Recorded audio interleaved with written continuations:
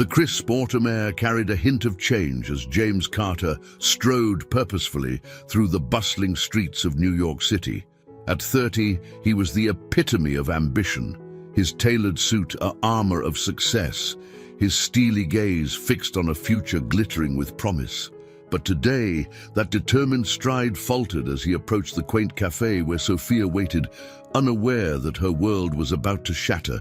Sophia sat at their usual table, her dark hair catching the late afternoon sun. Her fingers nervously toyed with the handle of her coffee cup, a smile brightening her face as she spotted James. But that smile faded as she caught the resolve in his eyes, a cold determination that sent a chill through her. "James," she began, her voice tinged with concern, "is everything okay?" He sat down, his movements stiff and calculated. "Sophia, we need to talk." The words hung in the air, heavy with finality. Sophia's heart raced, her mind frantically searching for a reason behind the distance in James's voice. "I've been offered a position," James continued, his tone businesslike. "It's an incredible opportunity, one that could set me on the path to becoming CEO within a few years." Sophia's eyes widened with excitement, but the lack of joy in James's expression quickly dampened her enthusiasm. "And that's wonderful news, isn't it?" she asked cautiously. James's jaw tightened. "It is, but it means I'll be relocating to the West Coast, permanently." The world seemed to tilt on its axis as Sophia processed his words. "Oh," she said softly, her voice barely above a whisper. "Well, we can make it work. I can look for jobs out there.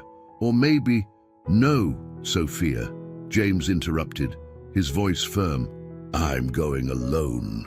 The finality in his tone struck Sophia like a physical blow. She recoiled slightly, her mind struggling to comprehend what was happening. "What are you saying, James?" He leaned forward, his eyes cold and determined. "I'm saying that this is the end for us. My career has to come first. I can't be tied down, not when I'm so close to achieving everything I've worked for." Sophia's breath caught in her throat, tears welling in her eyes. "Tied down. Is that how you see our relationship? Our love?" James's expression hardened further. "Love is a distraction, Sophia. It's a weakness I can't afford right now. I need to be focused, driven. I can't let anything hold me back." The cafe around them faded into a blur as Sophia's world crumbled. The chatter of other patrons, the clinking of cups, all became a distant hum as she stared at the man she thought she knew. "James, please," she pleaded, reaching for his hand across the table. "We can work this out. Our love is strong enough to—" He pulled his hand away, cutting her off. "No, it's not. Nothing is stronger than my ambition, Sophia. I thought you understood that about me." Tears now flowed freely down Sophia's cheeks, her voice choked with emotion. "I thought I knew you, James. I thought what we had was special." For a brief moment, a flicker of doubt passed across James's face, a hint of the man Sophia had fallen in love with, but it was quickly replaced by the cold mask of determination. "It was special, Sophia, but it's over now. I need to move on, and so do you." He stood up abruptly, straightening his jacket. "I'm sorry it had to end this way. I hope you can understand that this is what's best for me." Sophia looked up at him, her eyes filled with a mixture of pain and disbelief. "Best for you? What about us, James? What about the future we planned together?" James's voice was devoid of emotion as he delivered his final blow. "There is no us anymore, Sophia. My future is my career. Goodbye." With that, he turned and walked away, leaving Sophia alone at the table, her world shattered into a million pieces. She watched his retreating back, unable to comprehend how the man she loved could abandon her so cruelly. As James pushed through the cafe door, he forced himself not to look back. He couldn't afford to see the pain he'd caused, couldn't risk the moment of weakness that might make him reconsider.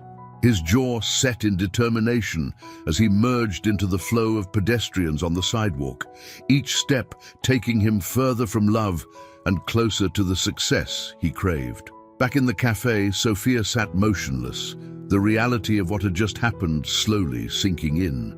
The bustling life of the city continued around her, oblivious to the heart breaking within its midst. She placed a trembling hand on her stomach, a secret hope now turned to ashes. The child growing within her, a child James would never know, would be her sole comfort in the lonely days to come. As the sun began to set, casting long shadows across the city, two lives that had once been intertwined now diverged dramatically. James Carter, driven by ambition, set his course for a future of wealth and power, leaving behind the only person who had ever truly loved him. Sophia, left to pick up the pieces of her shattered dreams, faced an uncertain future as a single mother, carrying a piece of James with her that he had callously discarded.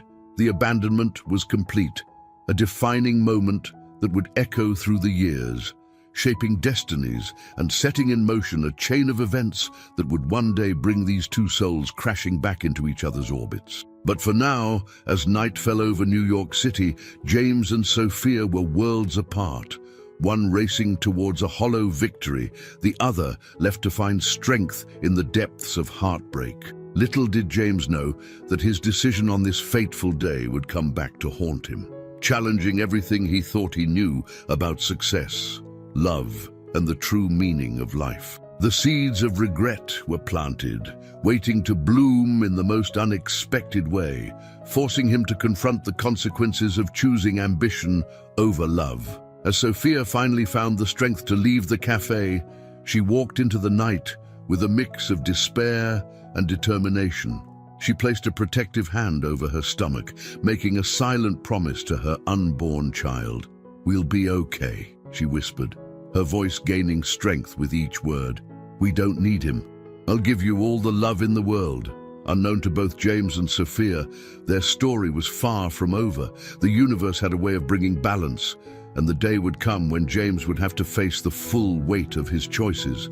But for now, they walked separate paths, one towards a glittering but hollow future, the other towards a life filled with challenges, but also with the purest form of love. The New York City night enveloped them both, a silent witness to the end of one chapter and the beginning of another. The stage was set for a drama that would unfold over decades, a tale of lost love, unknown legacy, and the possibility of redemption. 25 years had passed since that fateful day in the New York cafe. The world had changed, but James Carter's ambition remained as fierce as ever. Now, at 55, he stood at the pinnacle of success, a titan of industry whose name was synonymous with power and wealth. The young man who had once abandoned love for ambition had become a billionaire, his empire stretching across continents. On this crisp autumn evening, James sat at a corner table in Le Bernardin, one of New York's most exclusive restaurants. The soft lighting cast a warm glow over the elegant space, the murmur of conversations providing a gentle backdrop to the high-stakes meeting about to unfold. James's fingers drummed impatiently on the pristine white tablecloth as he awaited his dinner guests, his mind already racing through potential strategies and outcomes. "Mr. Carter," a voice interrupted his thoughts. James looked up to see Thomas, his ever-present assistant, standing beside the table. Your guests have arrived, sir." James nodded curtly, straightening his custom-tailored Armani suit. "Show them in, Thomas, and make sure we're not disturbed unless it's absolutely necessary." As Thomas retreated to escort the guests, James took a moment to center himself. This deal could be the crowning achievement of his career, the final piece in a puzzle he had been assembling for a quarter of a century. He closed his eyes briefly, using a technique he had learned years ago to focus his mind and channel his energy. When he opened them again, his gaze was sharp, his demeanor exuding confidence and control. The guests approached the table. Richard Holloway, CEO of a rival tech company, and his team of lawyers and advisors. James stood to greet them, his handshake firm, his smile calculated. "Richard, good to see you," James said, his voice smooth and controlled. "I trust the traffic wasn't too hellish." Richard, a man in his early 60s with salt and pepper hair, returned the smile with equal measure of practiced charm. Nothing we couldn't handle, James. Though I must say, your choice of venue has made the trip worthwhile. As they settled into their seats, James couldn't help but feel a surge of satisfaction. Here he was, about to negotiate a deal that would reshape the tech landscape, and he held all the cards. This was what he had sacrificed everything for, this moment of power, this rush of impending victory. The waiter approached, offering menus and wine lists, but James waved them away. "We'll start with a bottle of the 1982 Chateau Lafite Rothschild," he said, not bothering to consult his guests. It was a power move, subtle but effective. The message was clear. This was his territory, his rules. As the sommelier busied himself with the wine, James leaned forward slightly, his eyes locking with Richard's. "Now, shall we get down to business?" Richard nodded, a hint of wariness in his eyes. "By all means, James. Though I hope you don't mind if we enjoy this excellent wine you've ordered while we talk." James allowed himself a small smile. "Of course not. I find a good vintage often helps. Lubricate negotiations." For the next hour, the two titans of industry engaged in a complex dance of proposals and counter-proposals. James was in his element, his mind sharp, his arguments incisive. He watched with growing satisfaction as Richard's team became increasingly uncomfortable, exchanging worried glances as James systematically dismantled their position. "Let's cut to the chase, Richard," James said finally, setting down his wine glass with a soft clink. "Your company is in trouble. Your last 3 product launches have been disasters, and your stock is tanking. You need this merger more than I do." Richard's face tightened, the facade of friendly negotiation crumbling. "That's a bit of an overstatement, don't you think, James? We've had some setbacks, sure, but nothing," James interrupted, his voice cold. "I'm offering you a lifeline here, a chance to save face and walk away with something. My offer is more than fair, considering the circumstances." The tension at the table was palpable. Richard's lawyers shifted uncomfortably in their seats, while his financial advisors wore expressions of barely concealed panic. James knew he had them cornered, and he was savoring every moment of it. Richard took a long sip of his wine, clearly stalling for time. When he finally spoke, his voice was strained. "Your offer, it's significantly lower than what we discussed initially." James leaned back in his chair, a predatory smile playing at the corners of his mouth. "Market conditions change, Richard. You of all people should understand that. This is my final offer. Take it, or I'll be more than happy to watch your company crumble and pick up the pieces for pennies on the dollar." The brutal honesty of James's words hung in the air like a heavy fog. Richard looked around the table at his team, seeing defeat written on their faces. With a heavy sigh, he turned back to James. "You drive a hard bargain, Carter, but I suppose we don't have much choice, do we?" James's smile widened. "That's the nature of business, Richard. There are winners and losers. Today, I'm the winner." As Richard nodded his reluctant agreement, James felt the familiar rush of victory coursing through his veins. This was what he lived for, these moments of triumph, of bending the world to his will. As he signaled for Thomas to bring over the contracts, James allowed himself a moment of reflection. He had everything he had ever wanted: wealth, power, respect. He was at the top of his game, untouchable. And yet, as he watched Richard's defeated expression, a tiny voice in the back of his mind whispered a question he had long suppressed. Was it worth it? James pushed the thought away as quickly as it had come. Of course it was worth it. This was what he had sacrificed everything for. This was what truly mattered. As the contracts were laid out and pens were produced, James felt a strange sense of restlessness. He glanced around the restaurant, his eyes skimming over the other diners, the waitstaff moving efficiently between tables. It was then that something caught his eye. A woman entering the restaurant, accompanied by a young man. There was something hauntingly familiar about her, something that tugged at a long-buried memory. James found himself unable to look away, even as Richard began signing the contracts. The woman was in her early 50s, with an elegance that spoke of both confidence and grace. But it was her companion that truly captured James's attention. The young man, probably in his mid-20s, was the spitting image of James in his younger days. The same strong jawline, the same piercing eyes, even the same way of carrying himself. It was like looking at a ghost from the past, a reflection of the man he used to be. James felt a sudden, inexplicable tightness in his chest. Who were these people? Why did they affect him so strongly? James, are you all right? Richard's voice snapped him back to reality. James blinked, realizing he had been staring. He turned back to the table, where everyone was looking at him with a mixture of concern and confusion. "I'm fine," he said brusquely, reaching for the pen. "Just thought I saw someone I knew." As he signed his name with a flourish, sealing the deal that would further cement his business empire, James couldn't shake the feeling that something momentous had just occurred. He had achieved another victory, yes, but why did it suddenly feel hollow?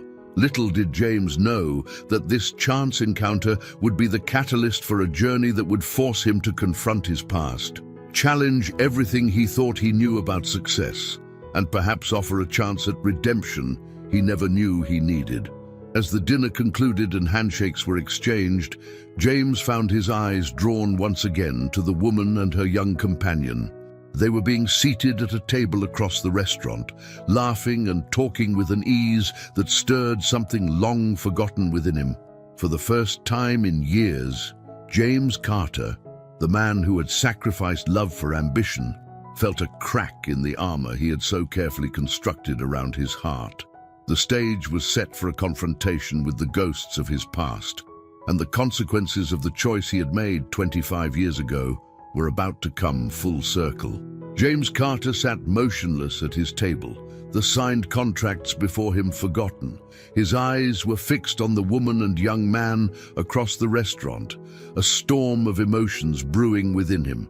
The bustling atmosphere of Le Bernardin faded into the background as memories long suppressed began to surface. "Mr. Carter," Thomas's voice barely registered. "Is everything all right, sir?" James blinked, tearing his gaze away from the pair. "Yes, Thomas. I'm fine." His voice lacked its usual confidence. "Just give me a moment." As Thomas retreated, James found his eyes drawn back to the woman. There was no doubt now. It was Sophia. The years had been kind to her. She carried herself with a grace and confidence that seemed to radiate through the room.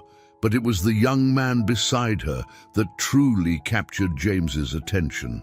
The resemblance was uncanny. The same strong jawline, the same piercing eyes that James saw every morning in the mirror.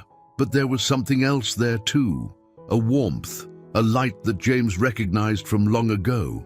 It was the same light he had seen in Sophia's eyes all those years ago, before he had extinguished it with his cruel abandonment. A wave of memories washed over James, threatening to drown him in regret and what-ifs.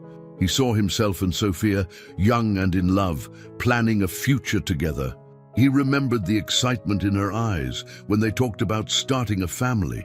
And then, with a pang of shame so sharp it was almost physical, he remembered the day he had walked away from it all. The realization hit him like a thunderbolt. This young man, who couldn't be more than 25, had to be his son, the son he never knew existed, the son he had abandoned before he was even born. James's hand trembled as he reached for his water glass, nearly knocking it over. The cool liquid did nothing to quench the sudden dryness in his throat. He felt exposed, vulnerable in a way he hadn't in decades. The carefully constructed walls of his empire suddenly felt paper-thin. Across the restaurant, Sophia laughed at something the young man said, the sound carrying over the ambient noise. It was a sound James hadn't heard in 25 years, but one he realized he had never truly forgotten. It stirred something deep within him, a longing for a life he had willingly discarded. "I have to talk to them," James muttered to himself, half rising from his chair. "Sir." Thomas was at his side instantly, concern etched on his face. "Is there something you need?" James hesitated, his usual decisiveness deserting him. What would he even say? How could he possibly explain or justify his actions after all these years? The thought of confronting Sophia and the son he never knew filled him with a terror he had never experienced in the cutthroat world of business. "No, Thomas," he said finally, sinking back into his chair. "Not yet. I need to think." As Thomas nodded and stepped away, James found himself unable to look away from Sophia and the young man. He watched their interactions, hungry for every detail. The way Sophia's eyes crinkled when she smiled, the animated gestures of the young man as he spoke, the easy familiarity between them. It was all a stark reminder of what James had given up. The young man, his son, James reminded himself with a jolt, was clearly intelligent and passionate. James caught snippets of their conversation, something about a new environmental project the young man was working on. He spoke with a conviction that James recognized, the same drive that had propelled him to the top of the business world. But there was something else there too, a compassion and idealism that James had long ago discarded as weaknesses. As he continued to observe them, James felt an unfamiliar ache in his chest. It wasn't the sharp pain of loss or the dull throb of regret, but something deeper and more profound. It was the ache of a void he hadn't even known existed, a space within him that should have been filled with the love of family and the joy of watching his child grow. For the first time in decades, James Carter, the titan of industry, the man who had sacrificed everything for success, felt truly and utterly lost. The sounds of the restaurant seemed to fade away as James grappled with the enormity of the moment. He had always prided himself on his ability to control every aspect of his life, to bend circumstances to his will. But this was beyond his control. This was the consequence of a choice made 25 years ago, a choice he had convinced himself was the right one. James's mind raced, trying to process the situation with the same analytical precision he applied to business deals. But emotions kept interfering, clouding his judgment. He found himself wondering about the life this young man had lived, the milestones James had missed. First words, first steps, first day of school, all moments that should have been etched in his memory, now lost forever. As he watched, the young man reached across the table and took Sophia's hand, giving it a gentle squeeze. The gesture was so natural, so full of love and support, that James felt like an intruder just witnessing it. He had walked away from the chance to be part of moments like these, convinced that they were a distraction from his true path to success. But now, surrounded by the trappings of his hard-won empire, James felt a hollowness he couldn't ignore. The contracts on the table, the multi-million-dollar deal he had just closed, they all seemed insignificant in the face of this unexpected reunion. James's hand moved to his chest, feeling the rapid beating of his heart. He was a man accustomed to making split-second decisions that affected the lives of thousands, yet he found himself paralyzed by indecision. Should he approach them? What right did he have to disrupt their lives after all this time? As if sensing his turmoil, Sophia suddenly looked up, her eyes scanning the restaurant.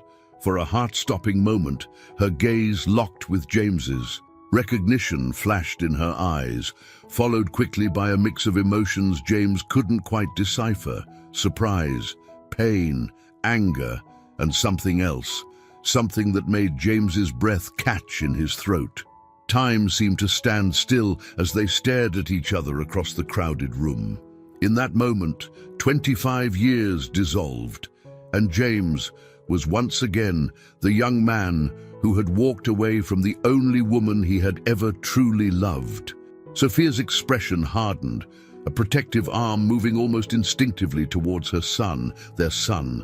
The young man, noticing his mother's sudden tension, turned to follow her gaze. As his eyes fell on James, there was no recognition, only curiosity at the stranger who had captured his mother's attention. James felt rooted to his chair, unable to move, unable to breathe. The weight of his past choices pressed down on him, threatening to crush him. He had faced hostile takeovers, market crashes, and cutthroat competitors, but nothing had prepared him for this moment of reckoning. With a supreme effort of will, James managed to tear his gaze away, turning back to the table. His hands shook as he reached for the contracts, shuffling them aimlessly. He needed to leave, to escape the suffocating weight of regret and missed opportunities that filled the air. "Thomas!" he called, his voice hoarse. "We're leaving."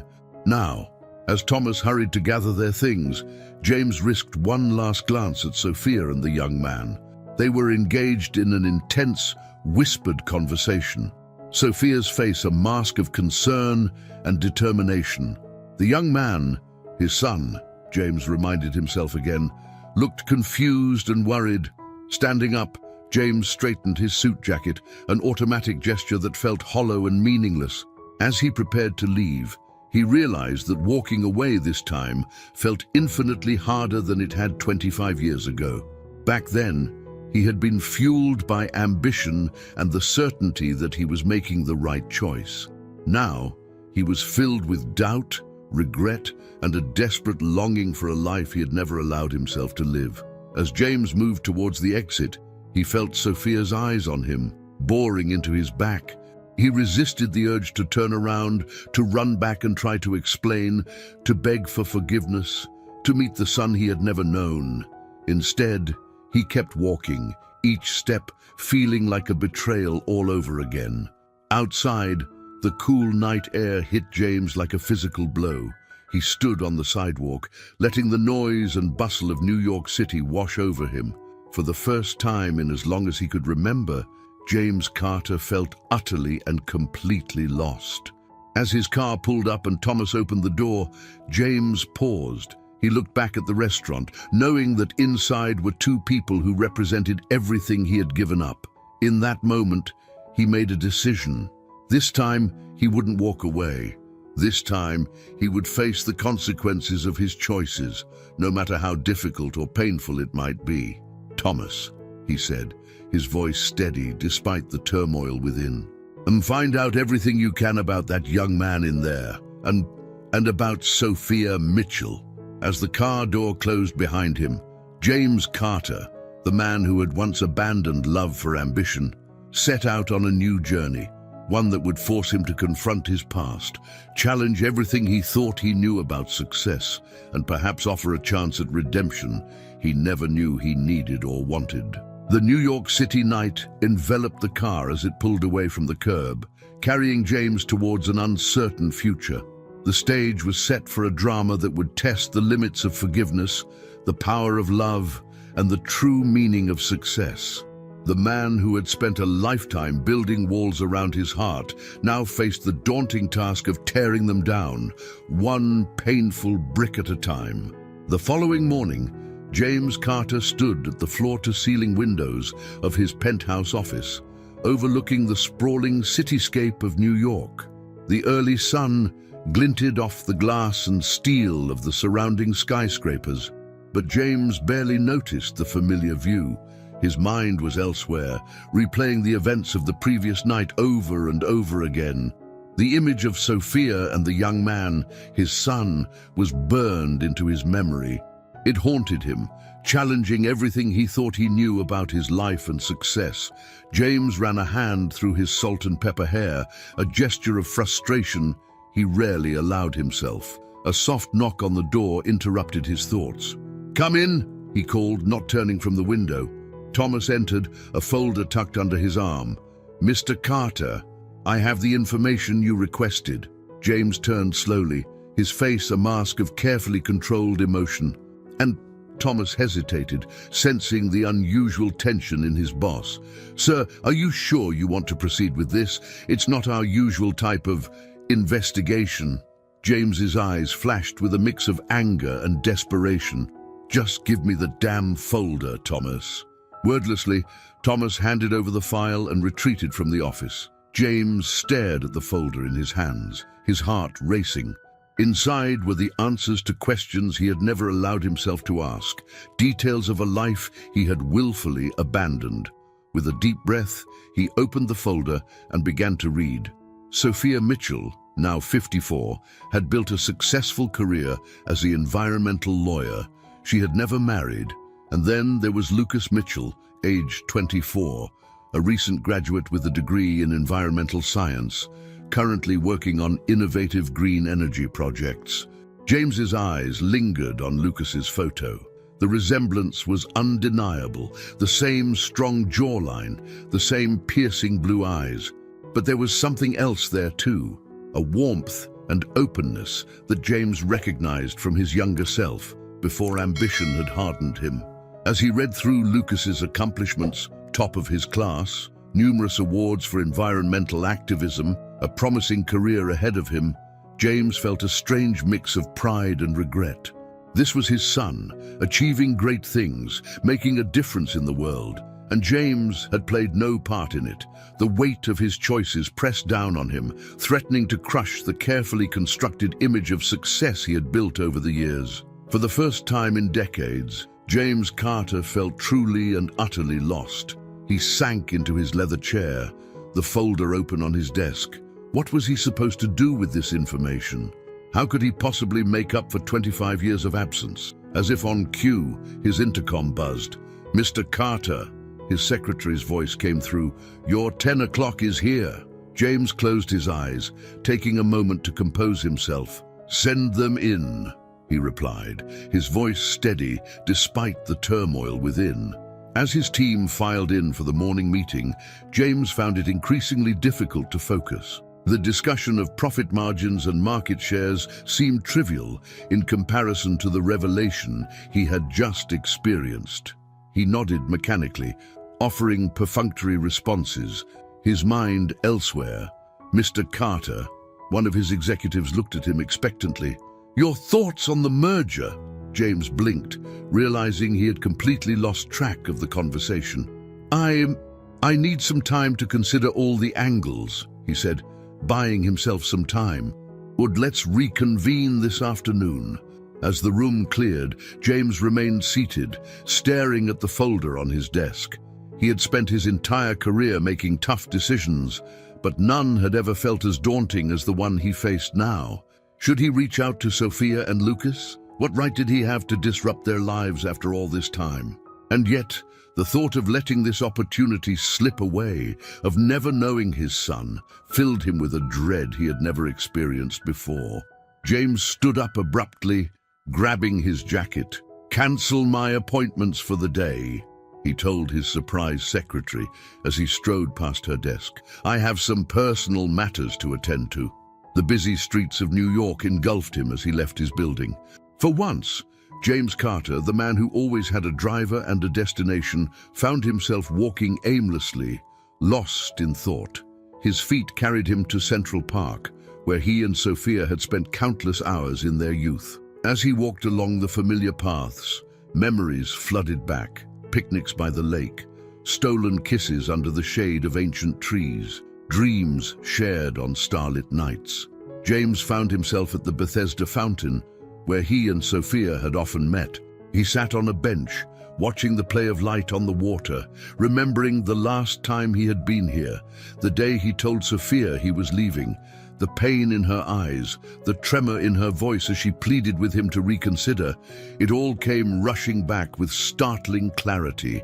How could he have been so cold, so certain that success was worth sacrificing love? As he sat there, grappling with regret and indecision, a familiar figure caught his eye. Sophia was walking along the path, her pace leisurely, lost in thought. James's heart raced. Was this a coincidence, or had some greater force brought them to this spot? Before he could decide whether to approach her or retreat, Sophia looked up. Their eyes met across the distance, and time seemed to stand still. For a moment, James saw a flicker of the young woman he had loved, hopeful, vibrant, full of life. But it was quickly replaced by a guarded expression, a protective shield built over years of hurt and abandonment. James stood slowly, his legs feeling unsteady. He took a tentative step forward, then another. Sophia remained rooted to the spot, her expression a mix of surprise, anger, and something else, a flicker of the connection they once shared. "Sophia," James said softly as he approached. his voice barely above a whisper. "James," she replied, her tone neutral but her eyes betraying a whirlwind of emotions. They stood there, two people with a shared past and an uncertain future, the bustling park fading into the background. James searched for words, but for once in his life, he found himself at a loss. I saw you last night," he finally managed. "At Le Bernardin." Sophia nodded slowly. "I saw you too." The silence stretched between them, heavy with unspoken words and buried emotions.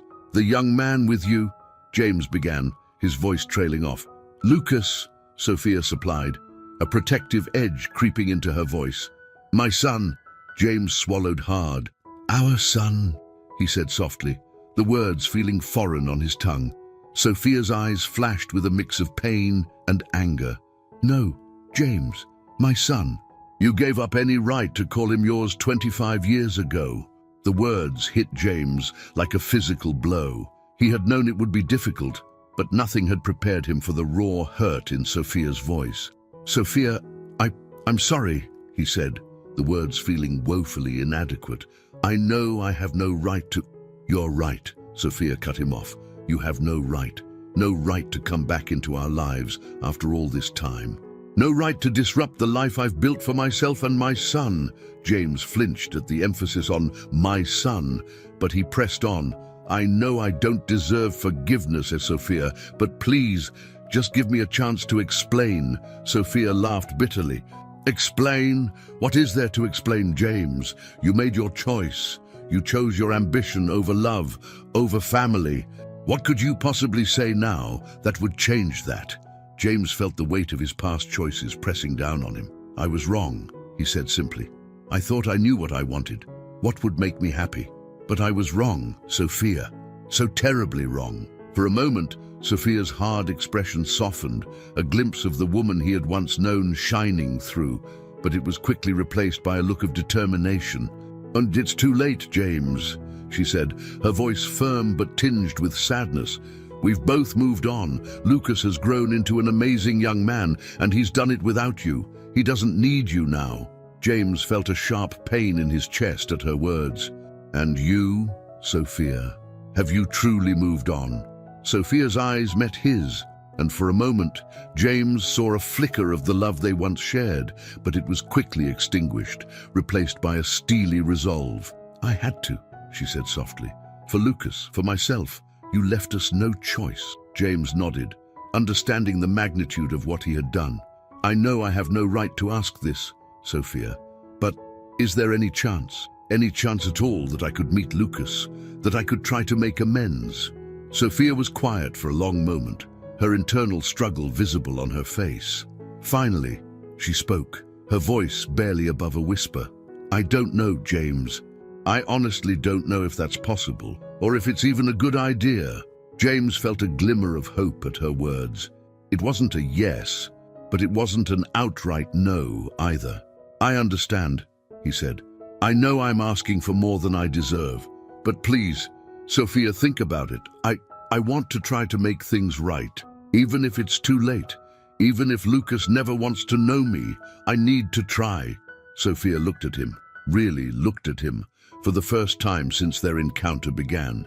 She saw the lines of regret etched on his face, the desperation in his eyes. For a moment, she allowed herself to remember the man she had once loved, the man who had promised her the world.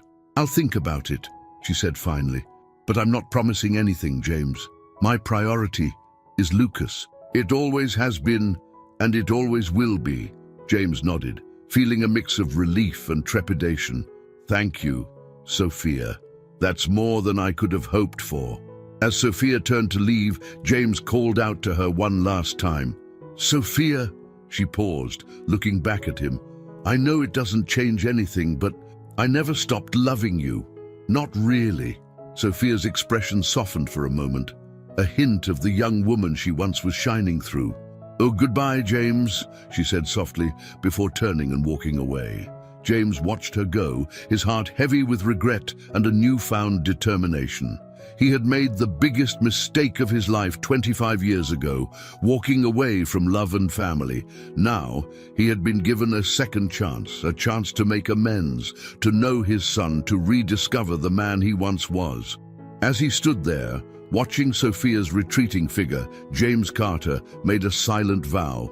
He would do whatever it took to earn a place in Lucas's life, to make up for lost time, to become the father he should have been all along. It wouldn't be easy, and success was far from guaranteed.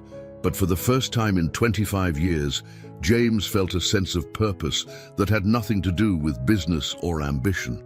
The path ahead was uncertain, fraught with challenges and potential heartbreak. But as James left the park, heading back to the world he had built for himself, he felt a glimmer of hope. The journey of redemption had begun, and James Carter was determined to see it through, no matter the cost. The bustling streets of New York City pulsed with energy as Lucas Mitchell made his way through the crowded sidewalks.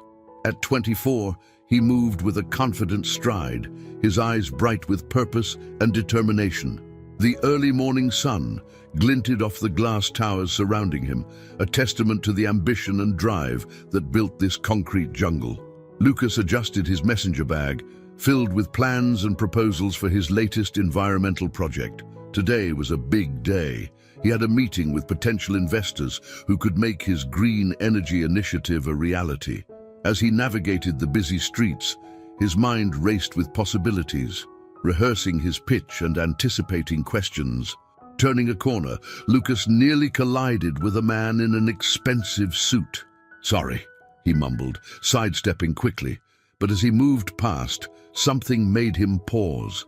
There was something oddly familiar about the man's profile, a nagging sense of déjà vu that Lucas couldn't quite place. Shaking off the strange feeling, Lucas continued on his way. He had more important things to focus on than mysterious strangers. As he approached the towering office building where his meeting was scheduled, Lucas took a deep breath, centering himself. Inside the sleek lobby, Lucas checked in with the receptionist and was directed to a conference room on the 30th floor. As the elevator ascended, he couldn't help but feel a mix of excitement and nervousness. This was his chance to make a real difference, to put his ideas into action and create meaningful change. The elevator doors opened, revealing a plush corridor lined with artwork. Lucas straightened his tie, a gift from his mother for his college graduation. Sophia's words echoed in his mind. "You can change the world, Lucas. I believe in you." With renewed determination, Lucas entered the conference room. 5 people were already seated around the large table, their expressions a mix of curiosity and skepticism. Lucas recognized some of them from his research, CEOs and executives from some of the city's biggest corporations. "Good morning," Lucas said, his voice steady and confident. "Thank you all for taking the time to hear my proposal." As Lucas began his presentation, he felt the familiar rush of passion for his work. He spoke about the urgent need for sustainable energy solutions, the potential for job creation, and the long-term benefits for both the environment and the economy. His words flowed smoothly, backed by carefully researched data and innovative ideas. Throughout his pitch, Lucas couldn't help but notice one of the executives in particular. The man seemed oddly familiar, though Lucas was sure they had never met. There was something about his piercing blue eyes and the set of his jaw that tugged at Lucas's memory. As the presentation concluded, the room fell silent for a moment. Lucas held his breath, waiting for the response. Then, slowly, one of the executives began to clap. Others joined in, and soon the room was filled with applause. "Impressive work, Mr. Mitchell," said the CEO of a major energy company. "Your passion and knowledge are evident. We'd like to schedule a follow-up meeting to discuss this further." Lucas felt a surge of elation. This was even better than he had hoped for. As the executives filed out of the room, offering handshakes and words of encouragement, the familiar-looking man approached. "That was quite a presentation, Lucas," he said, his voice carrying a weight of emotion that seemed out of place for a business meeting. You have a real gift for this, Lucas smiled, still trying to place where he might have seen this man before. Thank you, sir. I didn't catch your name. The man hesitated for a moment, an unreadable expression crossing his face. James, he said finally. James Carter. Lucas nodded, the name not ringing any bells. It's a pleasure to meet you, Mr. Carter. I appreciate your support for the project. James seemed about to say something more, but then thought better of it. Keep up the good work, Lucas, he said instead, before turning and leaving the room. As Lucas gathered his materials, still riding high on the success of his presentation, he couldn't shake the odd feeling about James Carter. There was something in the man's eyes, a mixture of pride and pain that seemed out of place in a business setting. Stepping out into the bright New York day, Lucas pulled out his phone to call his mother. Sophia answered on the second ring, her voice warm and familiar.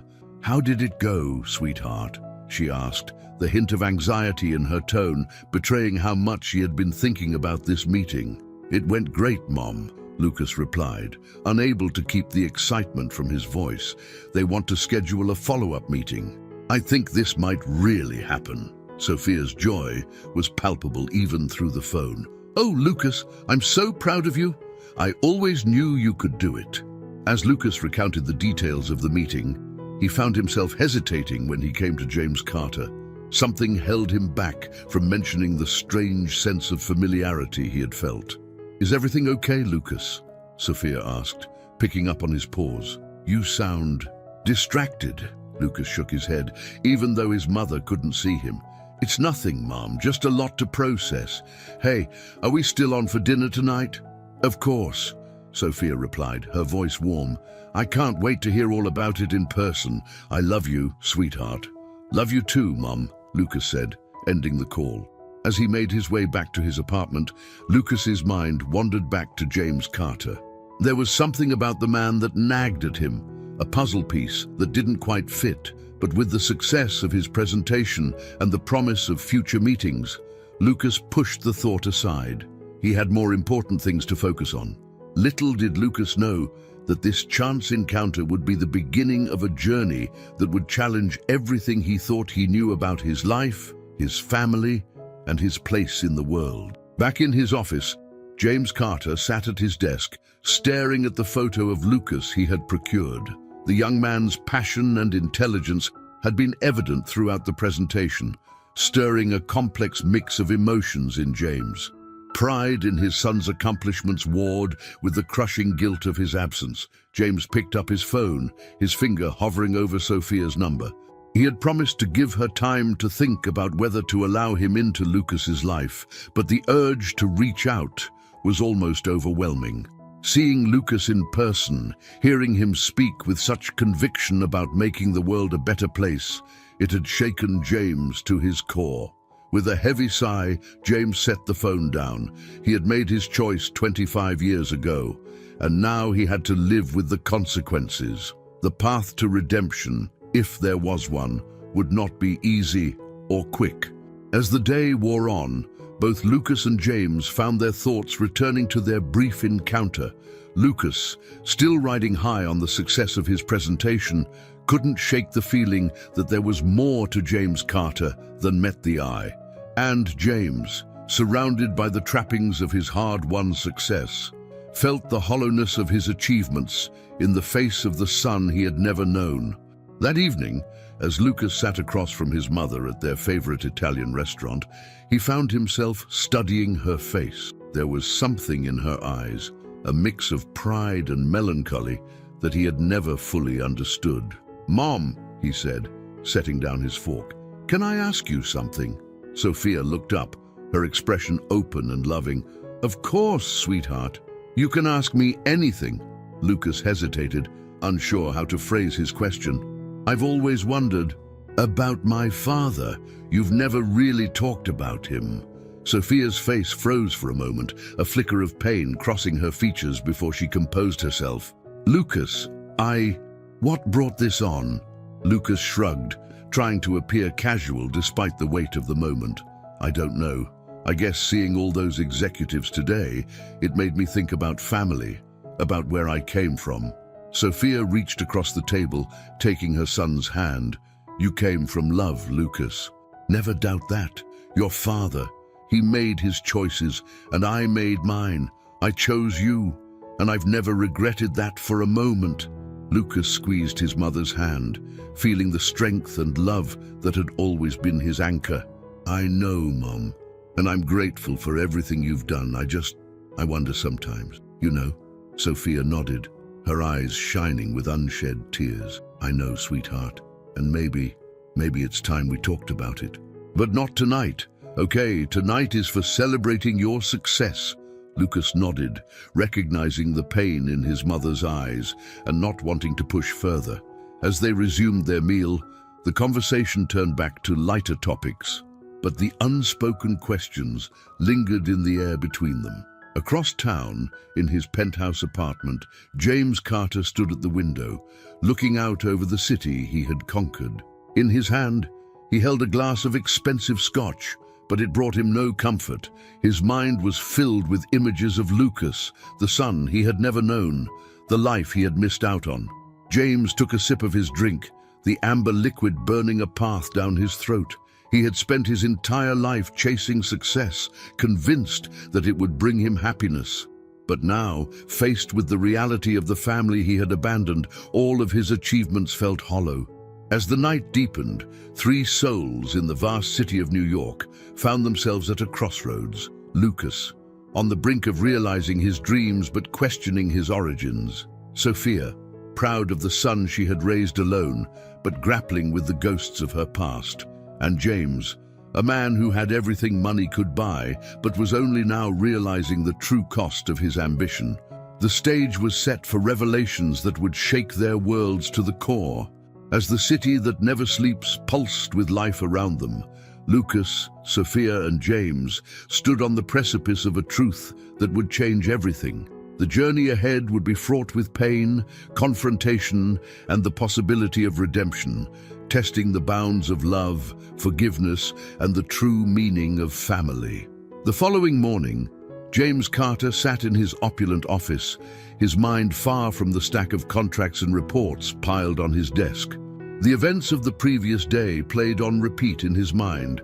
Lucas's impressive presentation, the unmistakable pride he'd felt watching his son command the room, and the crushing weight of his absence in Lucas's life. James picked up his phone, scrolling to Sophia's number for what felt like the 100th time.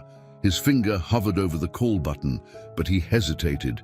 He had promised to give her time, to let her decide if and when he could be a part of Lucas's life. But the urge to reach out, to try and bridge the chasm of years, was almost overwhelming. A knock on his office door interrupted his internal struggle.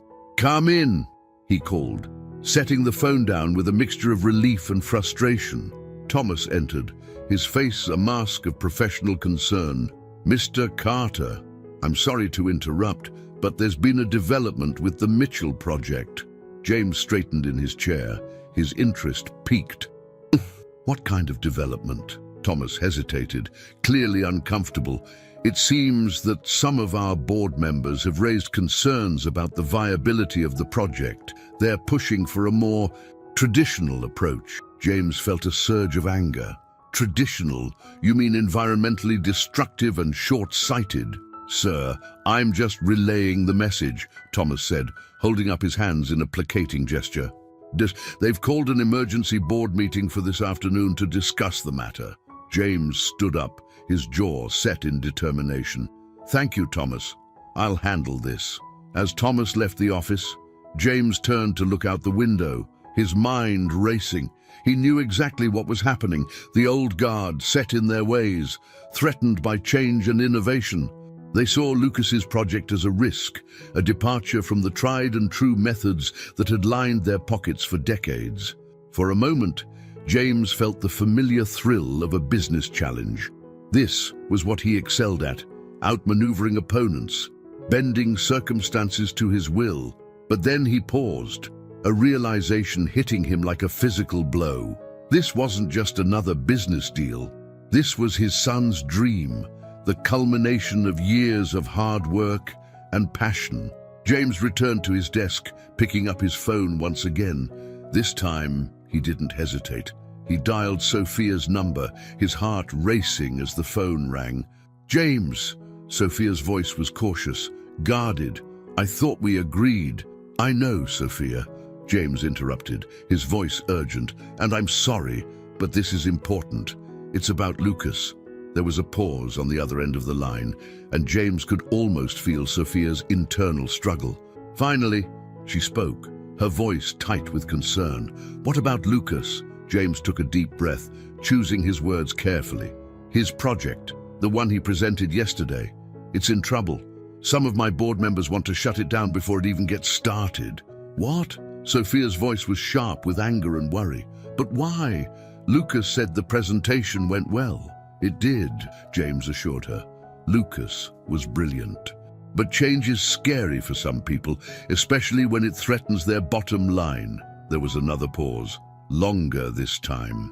When Sophia spoke again, her voice was filled with a mix of emotions James couldn't quite decipher. "Why are you telling me this, James? What do you want?" James closed his eyes, steeling himself for what he was about to say. "I want to help Sophia. I can fight for this project, make sure it gets the support it needs. But I need your permission. I need to be able to tell Lucas who I am." The silence that followed was deafening. James could hear his own heartbeat pounding in his ears as he waited for Sophia's response. "James," Sophia finally said, her voice barely above a whisper, "you can't just waltz back into our lives and play the hero. It's not that simple." "I know it's not," James replied, his voice thick with emotion. "Believe me, Sophia, I know. But this is Lucas's dream. I can't stand by and watch it get crushed before it even has a chance." Sophia sighed, a sound filled with years of pain and uncertainty. "And what happens after, James? If you swoop in and save the day, then what? Have you thought about what this will do to Lucas, to me?" James felt the weight of his past choices pressing down on him. "I don't know," he admitted. "I don't have all the answers, but I do know that I want to try. I want to be there for Lucas, in whatever way he'll allow." The silence stretched between them, heavy with unspoken words and buried emotions. Finally, Sophia spoke, her voice trembling slightly. "Okay, James, you can tell him, but not alone. We do this together." Relief washed over James, followed quickly by a surge of anxiety. "Thank you, Sophia. When should we do this?" "Today," Sophia said firmly. "If Lucas's project is in danger, he needs to know everything. Can you meet us at my apartment this evening?" James nodded, then remembered Sophia couldn't see him. "Yes, of course. I'll be there." As he ended the call, James felt a mix of hope and trepidation. He had dreamed of this moment for years, the chance to finally meet his son, to try and make amends for his absence. But now that it was actually happening, he felt woefully unprepared. The rest of the day passed in a blur. James went through the motions of his usual routine, attending meetings and making decisions. But his mind was elsewhere. He thought about Lucas, about the life he had missed, about the man his son had become without him. As evening approached, James left his office, ignoring the curious looks from his employees. It was rare for James Carter to leave work early, but today was far from ordinary.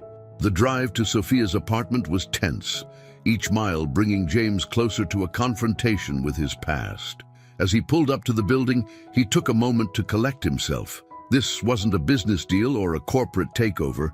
This was his family, the people he had hurt most in the world. With a deep breath, James stepped out of the car and entered the building. The elevator ride to Sophia's floor felt like an eternity, each floor bringing him closer to a moment that would change everything. Finally, he stood in front of Sophia's door. James raised his hand to knock, then paused, his heart racing. This was it. There was no turning back now. He knocked, the sound echoing in the quiet hallway. For a moment, there was silence. Then the door opened, revealing Sophia. She looked at him with a mix of emotions, anger, sadness, and something else, something that made James's heart ache with remembered love. "Come in," Sophia said softly, stepping aside to let him enter. As James stepped into the apartment, he saw Lucas sitting on the couch, his expression confused and slightly wary. The young man stood as James entered, his eyes moving between his mother and the stranger who had just arrived. "Mom?" Lucas said, his voice filled with questions. "What's going on? Who is this?" Sophia took a deep breath, moving to stand beside her son. She placed a hand on Lucas's shoulder, a gesture of support and love. "Lucas, sweetheart, there's something we need to tell you, something I should have told you a long time ago." Lucas looked at his mother, then at James, his brow furrowed in confusion. "Mom, you're scaring me. What is it?" Sophia looked at James, her eyes filled with a silent plea. James stepped forward, his heart pounding so hard he was sure the others could hear it. "Lucas," he said, his voice shaking slightly, "my name is James Carter, and I'm your father." The words hung in the air, heavy with years of secrets and unspoken truths. Lucas's eyes widened in shock, his gaze darting between James and Sophia, searching for confirmation or denial. "What?" Lucas finally managed, his voice barely above a whisper. "Mom, is this true?" Sophia nodded, tears welling in her eyes. "Yes, sweetheart, it's true. James is your father." Lucas stumbled back, sinking onto the couch. His world, so solid just moments ago, had been turned upside down. He looked at James, really looked at him for the first time, and saw the resemblance that had nagged at him during their brief encounter at the presentation. "But why?" Lucas asked, his voice filled with confusion and hurt. "Why now? Where have you been all this time?" James felt the weight of his past choices pressing down on him. This was the moment of truth, the chance to explain himself, to try and make amends for years of absence. "Lucas," he began, his voice thick with emotion, "I made a terrible mistake 25 years ago. I chose my career over love, over family. I thought success and money were all that mattered. But I was wrong, so terribly wrong." Lucas listened, his face a mask of conflicting emotions. James continued, pouring out the truth he had held inside for so long.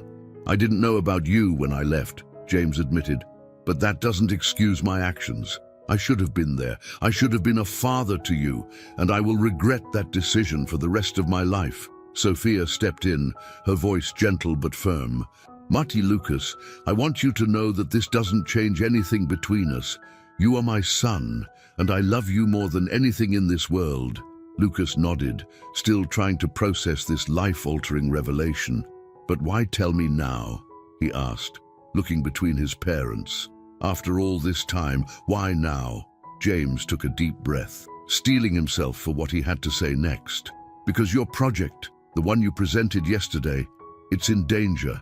Some of my board members want to shut it down, and I want to help. I want to fight for your dream, Lucas." Lucas stood up abruptly, his eyes flashing with a mix of anger and disbelief. "So that's it? You show up after 24 years because you want to play the hero, save my project and all is forgiven." "No, Lucas, that's not," James began, but Lucas cut him off. "I don't need your help," Lucas said, his voice shaking with emotion. "I've made it this far without you. I don't need you now." With that, Lucas stormed out of the apartment, leaving James and Sophia standing in stunned silence. The door slammed behind him, the sound echoing in the suddenly quiet room. James turned to Sophia, his face a mask of pain and regret. "I'm sorry," he said softly. "I didn't mean for it to happen like this." Sophia sighed, sinking onto the couch.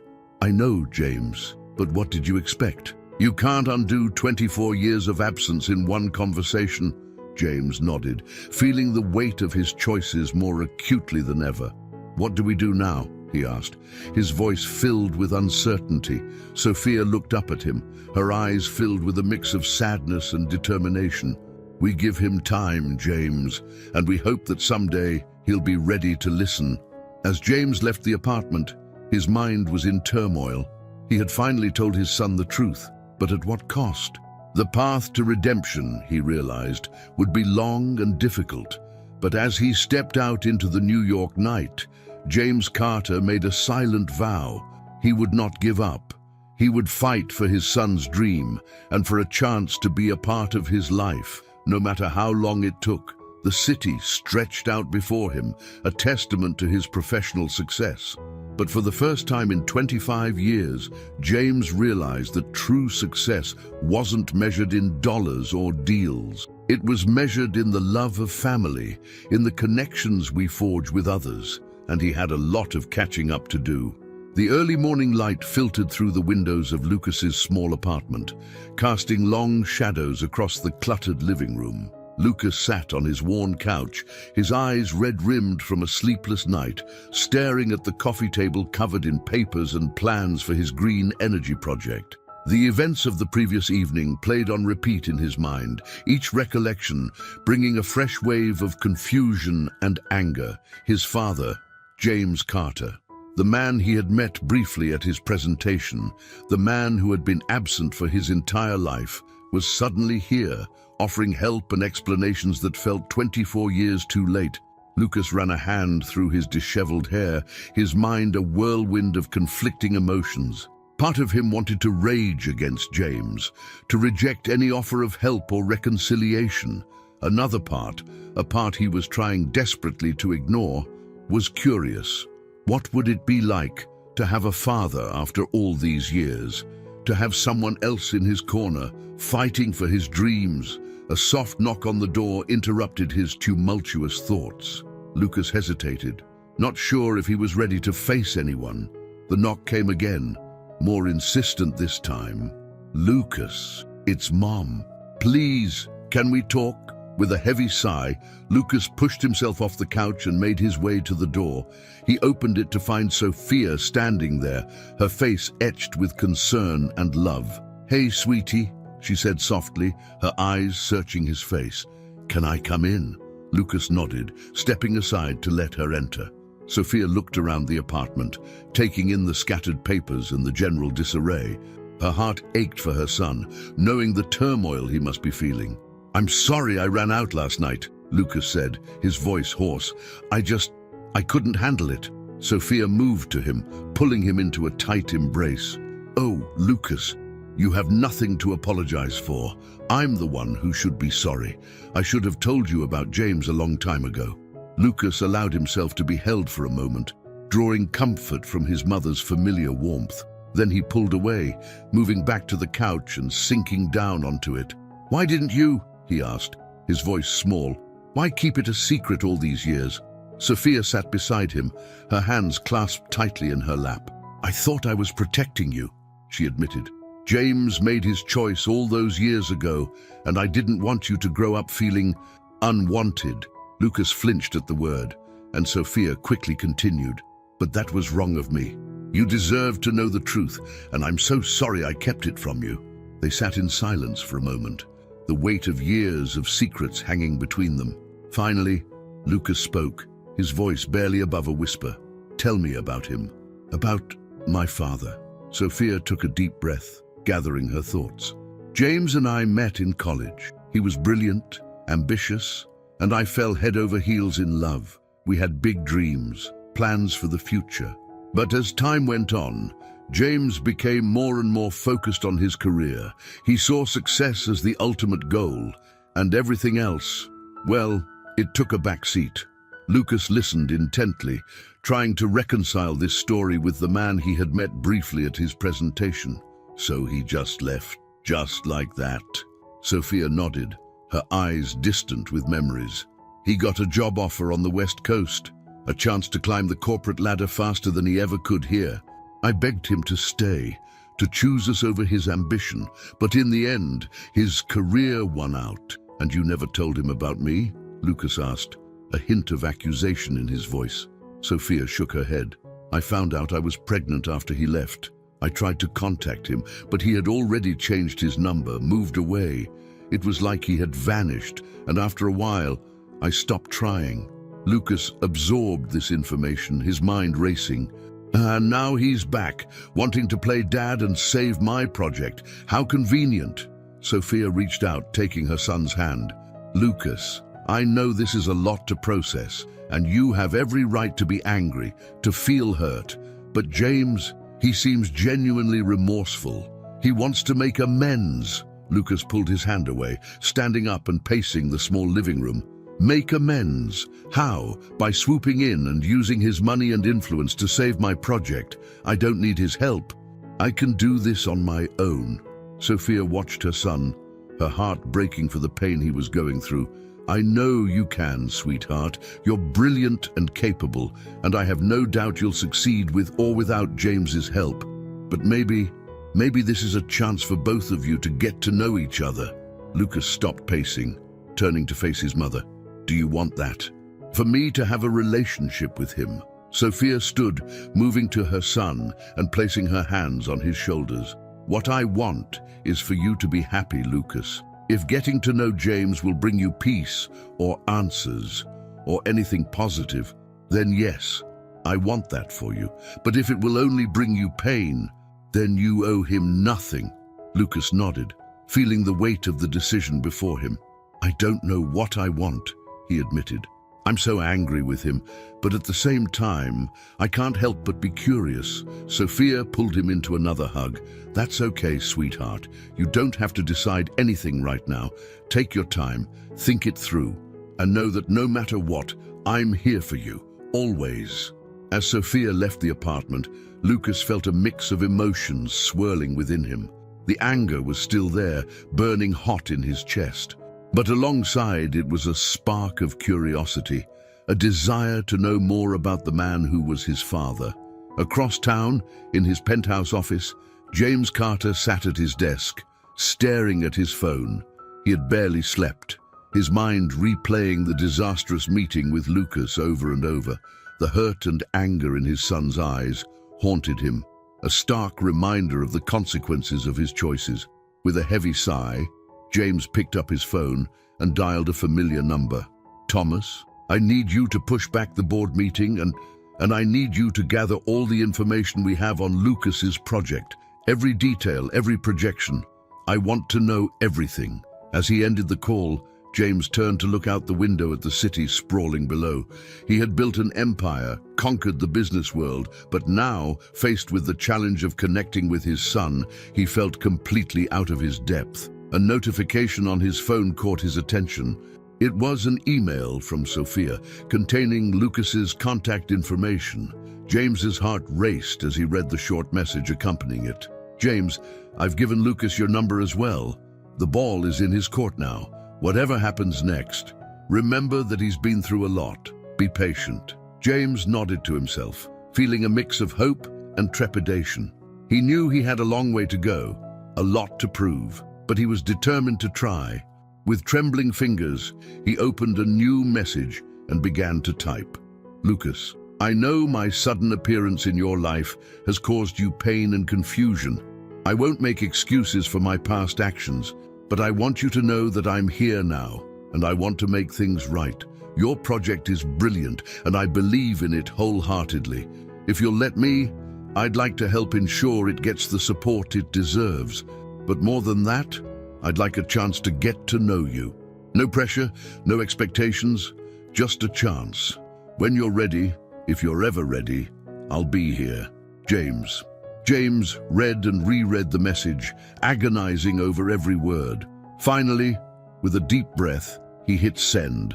The message disappeared into the ether, carrying with it James's hopes for redemption and connection. As the sun climbed higher in the New York sky, three souls found themselves at a crossroads. Lucas, grappling with the sudden appearance of a father he never knew. Sophia, navigating the delicate balance between protecting her son and allowing him to forge his own path. And James, desperate to make amends for a lifetime of absence, yet unsure of how to bridge the chasm he had created. The stage was set for a journey of reconciliation, forgiveness, and self-discovery. But the path ahead was far from clear, fraught with potential pitfalls and painful confrontations. As the day wore on, each of them faced the daunting task of taking the next step, knowing that their choices now would shape the course of their intertwined destinies. In the bustling heart of New York City, amidst the towering skyscrapers and endless possibilities, a family stood on the brink of either healing or further fracture. The coming days would test the strength of blood ties, the power of forgiveness, and the true meaning of family in ways none of them could have anticipated. The New York City skyline glowed in the fading light of dusk as Lucas Mitchell stood on the balcony of his small apartment, his fingers drumming nervously on the railing. His phone felt heavy in his pocket, James's message burning a hole in his consciousness. He had read and reread it countless times over the past few days, each time feeling a tumultuous mix of anger, curiosity, and an emotion he couldn't quite name, perhaps longing for the father he never knew. Inside, the TV droned on, a news anchor discussing the latest developments in renewable energy. Any other day, Lucas would have been glued to the screen, absorbing every detail. But tonight, his mind was elsewhere, grappling with a decision that felt monumental. With a deep breath, Lucas pulled out his phone and opened the message from James once more.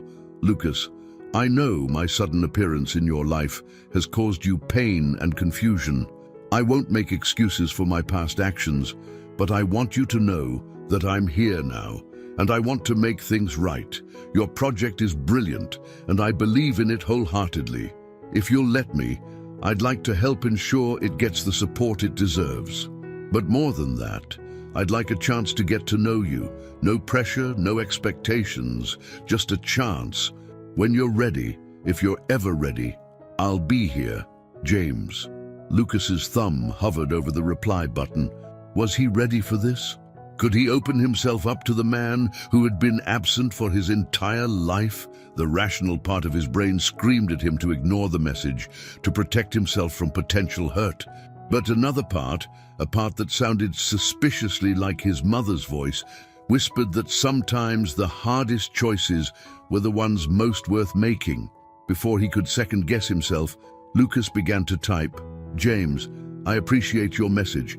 This situation is complicated, to say the least. I'm not sure I'm ready for a father-son relationship, but I'm willing to talk about the project, about the past, about everything.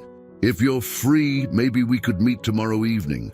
There's a coffee shop called The Daily Grind on 7th Avenue, 7 p.m. Lucas. Lucas hit send before he could change his mind, then let out a breath he didn't realize he'd been holding. It was done. For better or worse, he had taken the first step towards what? Reconciliation, understanding. He wasn't sure, but he knew he couldn't ignore this situation any longer. Across town, in his luxurious penthouse, James Carter was in the middle of a video conference when his phone buzzed with Lucas's reply. His heart leapt into his throat, and he found himself struggling to focus on the meeting. As soon as it was over, he practically lunged for his phone, reading Lucas's message with a mixture of hope and trepidation. James's fingers trembled slightly as he typed his response. "Lucas, thank you for giving me this chance. I'll be there. Looking forward to talking, James." As he hit send, James felt a wave of emotions wash over him. Relief that Lucas was willing to meet, anxiety about what they would discuss, and a deep-seated fear that he would somehow mess this up, pushing his son away for good. The next evening arrived with agonizing slowness. Lucas arrived at the Daily Grind early, choosing a quiet corner table that offered some privacy. He ordered a coffee, more for something to do with his hands than out of any real desire for caffeine.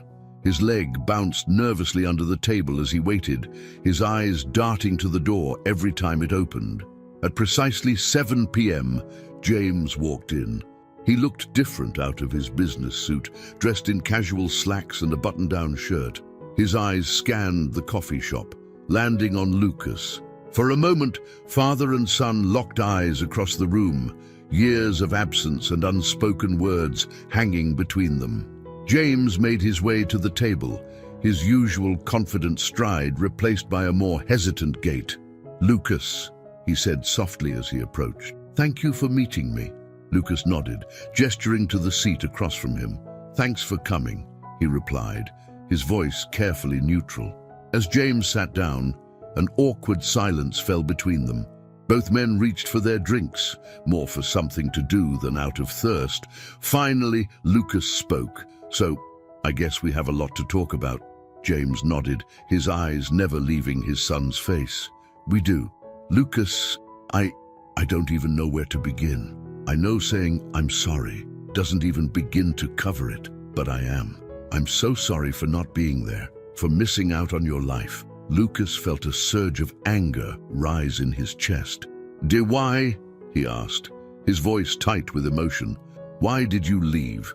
Was your career really worth abandoning your family?" James flinched at the word abandoning, but he knew he deserved it.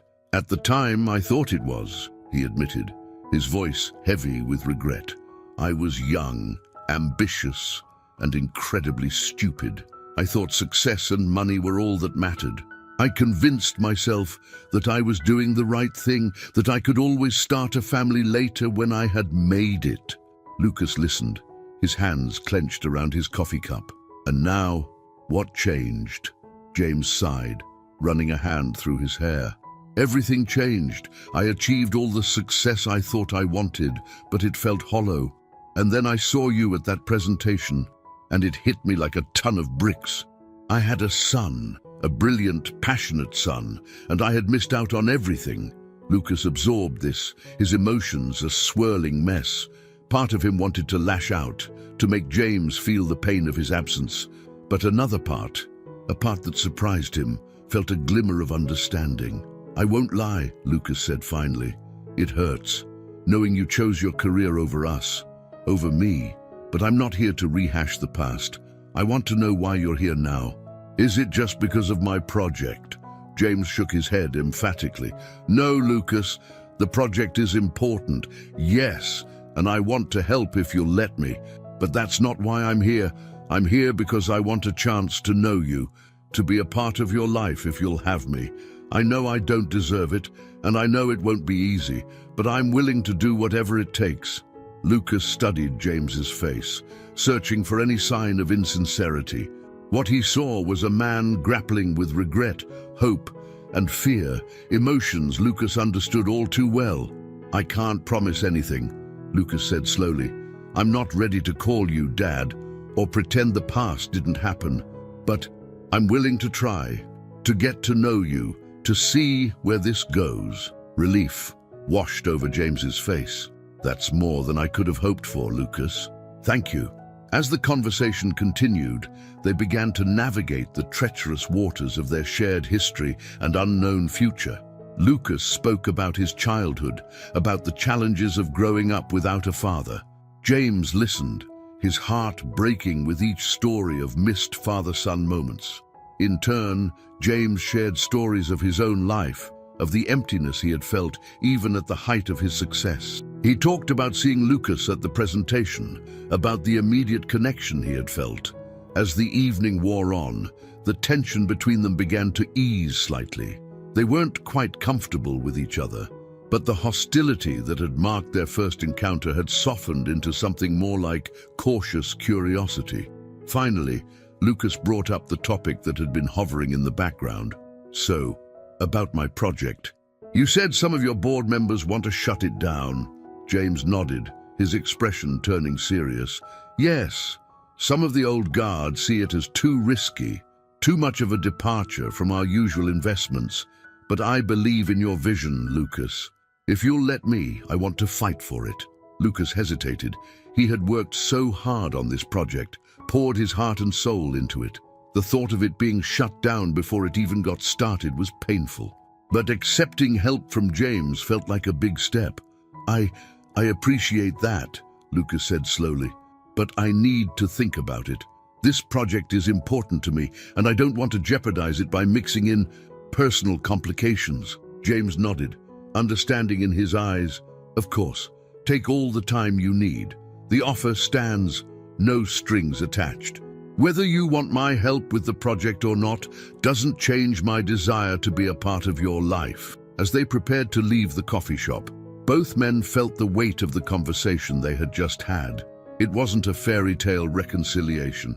There were still hurts to heal, trust to build, but it was a start. "Thank you for meeting me, Lucas," James said as they stood. "I know this isn't easy, and I appreciate your willingness to give me a chance." Lucas nodded, a small smile tugging at the corners of his mouth. "It's not easy," he agreed. "But I'm glad we talked. I can't promise anything, but I'm willing to see where this goes." As they parted ways outside the coffee shop, both father and son felt a mixture of hope and trepidation. The road ahead was uncertain, filled with potential pitfalls and painful conversations. But there was also the possibility of healing, of forging a connection that had been missing for far too long. Lucas watched James disappear into the New York night, his mind whirling with everything they had discussed. He pulled out his phone, dialing a familiar number. "Mom," he said when Sophia answered. "Yeah, I just finished meeting with James. Can I come over? I think I need to talk." As Lucas made his way to his mother's apartment, James returned to his penthouse. He poured himself a drink, looking out over the city he had conquered. For the first time in years, the view didn't fill him with pride. Instead, he felt a burning desire to prove himself worthy of the second chance he had been given. The night settled over New York City, a blanket of stars hidden behind the glow of city lights. In different parts of the city, 3 people lay awake, each grappling with the events of the evening and the uncertain future that lay ahead. The journey of reconciliation had begun, but the path forward was far from clear. Only time would tell if the bonds of family could overcome years of absence and hurt, forging a new relationship from the ashes of the past. The morning sun crept through the blinds of Sophia's cozy apartment, casting warm stripes across the living room floor. Lucas sat on the familiar couch, a mug of coffee cooling in his hands as he recounted his meeting with James to his mother. Sophia listened intently, her eyes never leaving her son's face, reading the complex emotions that played across his features. "I don't know, Mom," Lucas sighed, running a hand through his disheveled hair. "And part of me wants to give him a chance, but another part is screaming to run as far away as possible. How do I even begin to trust someone who walked away before I was born?" Sophia reached out, placing a comforting hand on her son's knee. "Oh, sweetheart, I wish I had all the answers for you, but this is something you'll have to figure out for yourself. I can't tell you whether to trust James or not." Lucas nodded, his brow furrowed in thought. "I know. It's just, he seems genuinely remorseful, and he wants to help with my project, but accepting his help feels like I'm condoning what he did. You know." Sophia was quiet for a moment, choosing her words carefully. "Lucas, accepting help doesn't mean you're forgiving or forgetting. It's okay to have complicated feelings about this. James made a terrible mistake, but he's trying to make amends now. That doesn't erase the past, but it might be a step towards a better future." As Lucas mulled over his mother's words, across town, James Carter was facing his own internal struggle. He sat in his opulent office, staring unseeing at the pile of contracts on his desk. The meeting with Lucas had stirred up a maelstrom of emotions he had long suppressed. The intercom buzzed, startling James out of his reverie. "Mr. Carter?" His secretary's voice came through. "The board members are waiting for you in the conference room." James closed his eyes, taking a deep breath to center himself. "Thank you, Sarah. I'll be right there." As he made his way to the conference room, James steeled himself for the battle ahead. He knew what was coming. The old guard of the company, set in their ways, pushing back against Lucas's innovative project. In the past, James might have sided with them, choosing the safe, profitable route. But now, with the memory of Lucas's passionate presentation fresh in his mind, he felt a fierce determination to fight for his son's vision. The conference room fell silent as James entered, all eyes turning to the man who had built this empire from the ground up. James took his seat at the head of the table, his face a mask of calm authority. "Gentlemen," he began, his voice steady and commanding, "and I understand there are concerns about the green energy project proposed by Lucas Mitchell, I'm here to address those concerns and explain why I believe this project is not just viable, but essential for our company's future. For the next hour, James fought tooth and nail for Lucas's project. He presented data, projections, and impassioned arguments about the importance of embracing sustainable energy. As he spoke, he felt a growing sense of pride, not in himself, but in Lucas. His son's brilliance and vision were undeniable, and James was determined to ensure that vision became a reality. By the end of the meeting, even the most stubborn board members were beginning to come around. James had won them over with a combination of hard facts and the sheer force of his conviction. As the room cleared, Thomas, James's longtime assistant, approached him. That was quite a performance, sir," Thomas said, a hint of curiosity in his voice. "I've never seen you fight so hard for a project before. If I didn't know better, I'd think this Lucas Mitchell was more than just another inventor to you." James hesitated, caught off guard by Thomas's perceptiveness. For a moment, he considered brushing off the comment, maintaining the professional distance he had always kept. But something inside him had shifted. The weight of his secrets, of his past mistakes, suddenly felt too heavy to bear alone. "Thomas," James said quietly, ensuring they were alone in the room, "what I'm about to tell you doesn't leave this room. Understood?" Thomas nodded, his curiosity piqued. "Lucas Mitchell, he's my son." The words hung in the air, heavy with years of secrecy and regret. Thomas's eyes widened in shock, but to his credit, he quickly composed himself. I see," Thomas said carefully. "And does Lucas know?" James nodded, a pained expression crossing his face. "He does now. I've only recently come back into his life. It's complicated." Thomas was quiet for a moment, processing this revelation. Then, to James's surprise, a small smile appeared on his face. "Well, sir, if you don't mind me saying, it's about time." James blinked, taken aback by Thomas's response. "What do you mean?" "Mr. Carter, I've worked for you for over 2 decades. I've seen you achieve incredible success, but I've also seen the toll it's taken on you. You've always seemed incomplete, somehow. Now I understand why." James felt a lump form in his throat, touched by Thomas's insight and apparent support. "Thank you, Thomas. I'm trying to make things right. I know it's late, probably too late, but I have to try." Thomas nodded, his expression serious. "It's never too late to try and fix our mistakes, sir. If there's anything I can do to help, just say the word." As James left the office that evening, he felt a strange mix of exhaustion and exhilaration. The board meeting had been a success. Lucas's project was safe, for now. But more than that, James felt like he had taken a step towards redemption. He had fought for his son, used his power and influence for something more important than just making money. On impulse, James pulled out his phone and dialed Lucas's number. The phone rang several times, and James felt his heart rate quicken with each unanswered ring. Just as he was about to hang up, Lucas's voice came through. "Hello? Lucas, it's James," he said, trying to keep his voice steady. "I hope I'm not interrupting anything." There was a pause on the other end of the line. "No, it's fine. What's up?" James took a deep breath. "I wanted to let you know that I met with the board today. We discussed your project, and, well, it's been approved. They're going to move forward with it." The silence that followed felt endless. Finally, Lucas spoke, his voice a mix of surprise and cautious excitement. "Really? That's amazing. Thank you, James. I don't know what to say." "You don't need to say anything," James replied quickly. "This is your achievement, Lucas.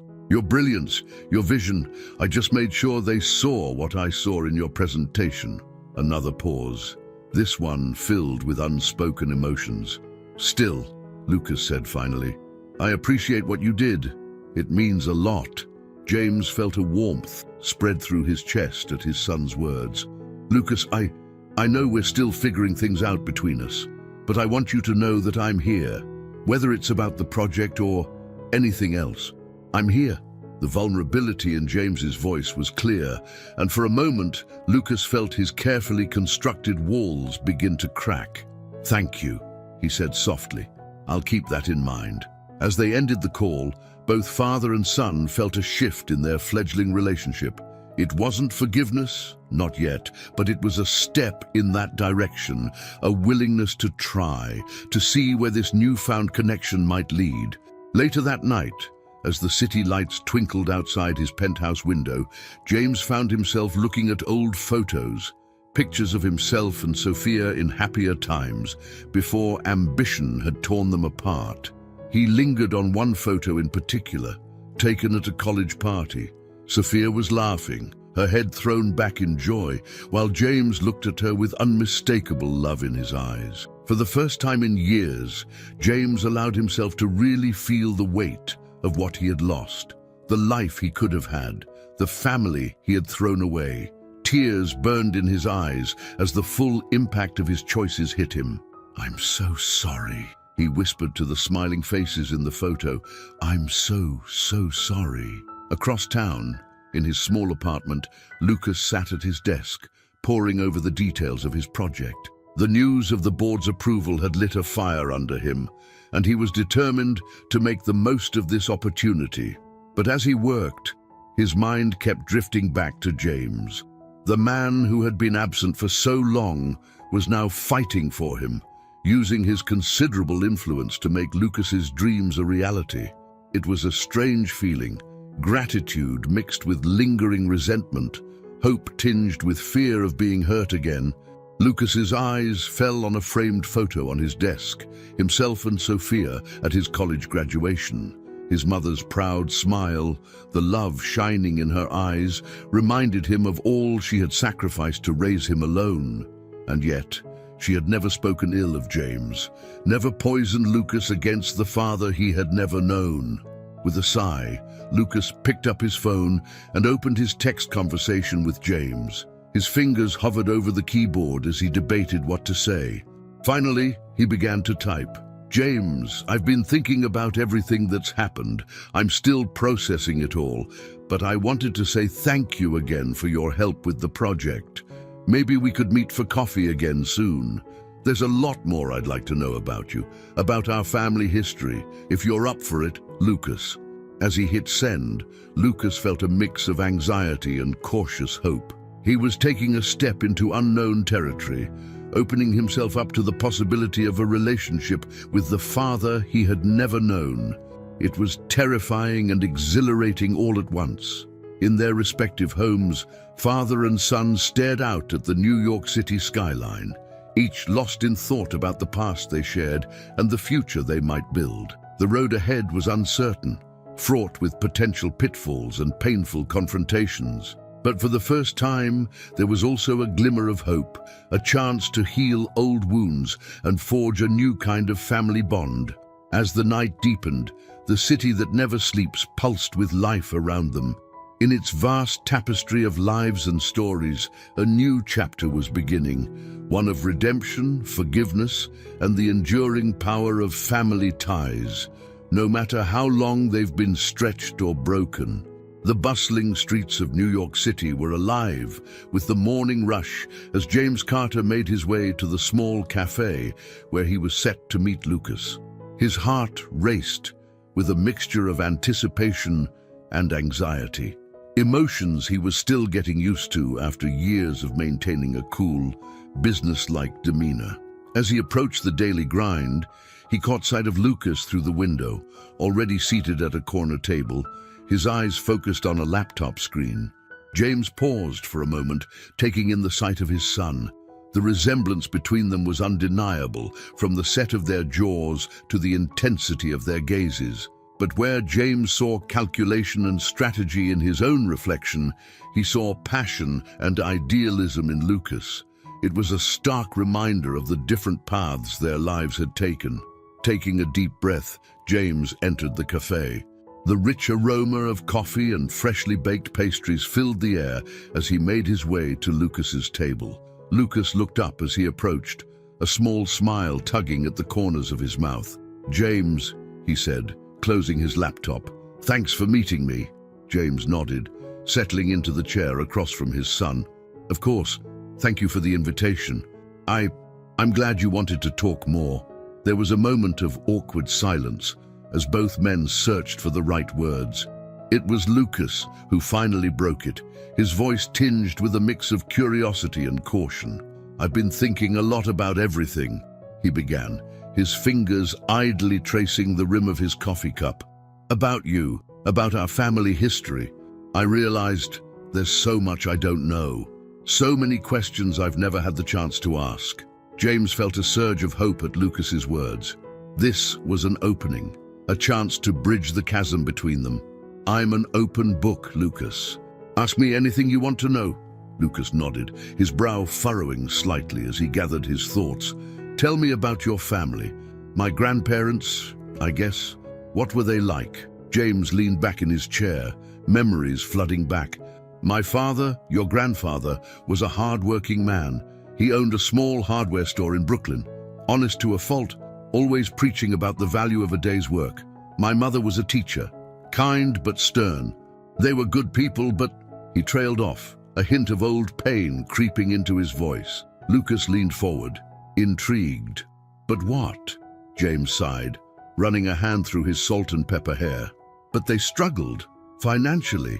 I mean, we were never poor, exactly poor, but there were always worries about money. I grew up watching my parents scrimp and save, always just one bad month away from real trouble. I think that's where my drive for success came from. I never wanted to feel that kind of uncertainty again." Lucas absorbed this information, seeing James in a new light. "So that's why you were so focused on your career, to escape that kind of life?" James nodded, a rueful smile on his face. "Partly, yes, but it became more than that. It became an obsession. I convinced myself that success and wealth were the only things that mattered. I thought I was doing the right thing, securing a better future. But in the process, I lost sight of what really mattered." The pain in James's voice was palpable, and Lucas found himself moved despite his lingering resentment. "What about Mom? How did you two meet?" A soft smile spread across James's face, his eyes distant with memory. "We met in college. I was this ambitious, driven business major, and she was studying environmental science. Complete opposites in many ways, but there was an instant connection." Lucas couldn't help but smile at the warmth in James's voice. "What was she like back then?" "Passionate," James replied without hesitation. "So passionate about her causes, about making the world a better place. She had this fire in her eyes when she talked about her dreams. It was intoxicating. She made me want to be a better person, to think beyond just making money." The wistfulness in James's tone was unmistakable, and Lucas felt a pang of sadness for what might have been. "What happened? Why did you leave?" James's expression darkened, shame evident in the set of his shoulders. "I got an offer, a chance to join a prestigious firm on the West Coast. It was the opportunity of a lifetime, a fast track to everything I thought I wanted. Your mother, she begged me to stay, to choose our life together over my ambitions, but I was too blinded by the promise of success to see what I was throwing away." Lucas listened intently, his emotions a swirling mess of understanding and lingering hurt. "Did you ever regret it? Before you knew about me, I mean..." James was quiet for a long moment, his eyes focused on some distant point. When he spoke, his voice was barely above a whisper. "Every day, even at the height of my success, there was always something missing, a hollow feeling I couldn't shake. I told myself it was just the drive to achieve more, to climb higher. But deep down, I knew I had made a terrible mistake." The vulnerability in James's admission struck a chord with Lucas. For the first time, he saw his father not as the successful businessman or the man who had abandoned them, but as a flawed human being capable of making mistakes and feeling remorse. "James," Lucas said softly, using his father's name still feeling strange on his tongue. "I appreciate your honesty. I can't pretend it makes everything okay, but it helps to understand." James nodded, gratitude shining in his eyes. "I know I can never make up for the years I missed, Lucas, but I want you to know that I'm here now, not just to help with your project, but to be a part of your life in whatever way you'll allow. Lucas took a deep breath, weighing his next words carefully. I'm not ready to call you Dad, he said finally. That's going to take time, but I think I'm ready to try and build some kind of relationship, to get to know you and to let you get to know me. The smile that spread across James's face was one of pure joy, an expression Lucas had never seen on the usually composed businessman. That's more than I could have hoped for, Lucas. Thank you. As their conversation continued, flowing more easily now, neither man noticed the figure watching them from across the street. Sophia stood in the shadow of a building, her heart a tangle of emotions, as she observed the father and son she had once dreamed would be a family. She hadn't meant to spy on them. She had been on her way to a meeting when she spotted them through the cafe window. Now, she couldn't tear her eyes away from the sight of James and Lucas, engaged in what appeared to be a deep, meaningful conversation. Part of her rejoiced to see them connecting, to see the possibility of healing old wounds. But another part, a part she wasn't proud of, felt a twinge of jealousy and fear. For so long, it had been just her and Lucas against the world. What would this new dynamic mean for their relationship? Shaking off these thoughts, Sophia turned away from the cafe and continued on her way. She had always wanted Lucas to have a chance to know his father. Now that it was happening, she would need to navigate her own complex emotions about the situation. Back in the cafe, James and Lucas were discussing Lucas's project, their early attention giving way to shared enthusiasm. The potential impact of this technology is enormous, James was saying, his eyes alight with excitement, not just environmentally, but economically. It could revolutionize entire industries. Lucas nodded, his own passion evident in his animated gestures. Exactly. That's what I've been trying to convince investors. It's not just about being green, it's about creating a sustainable future on all fronts. As they delved deeper into the technical aspects of the project, James found himself marveling at his son's knowledge and vision. There was so much of Sophia in him, the passion, the drive to make a difference.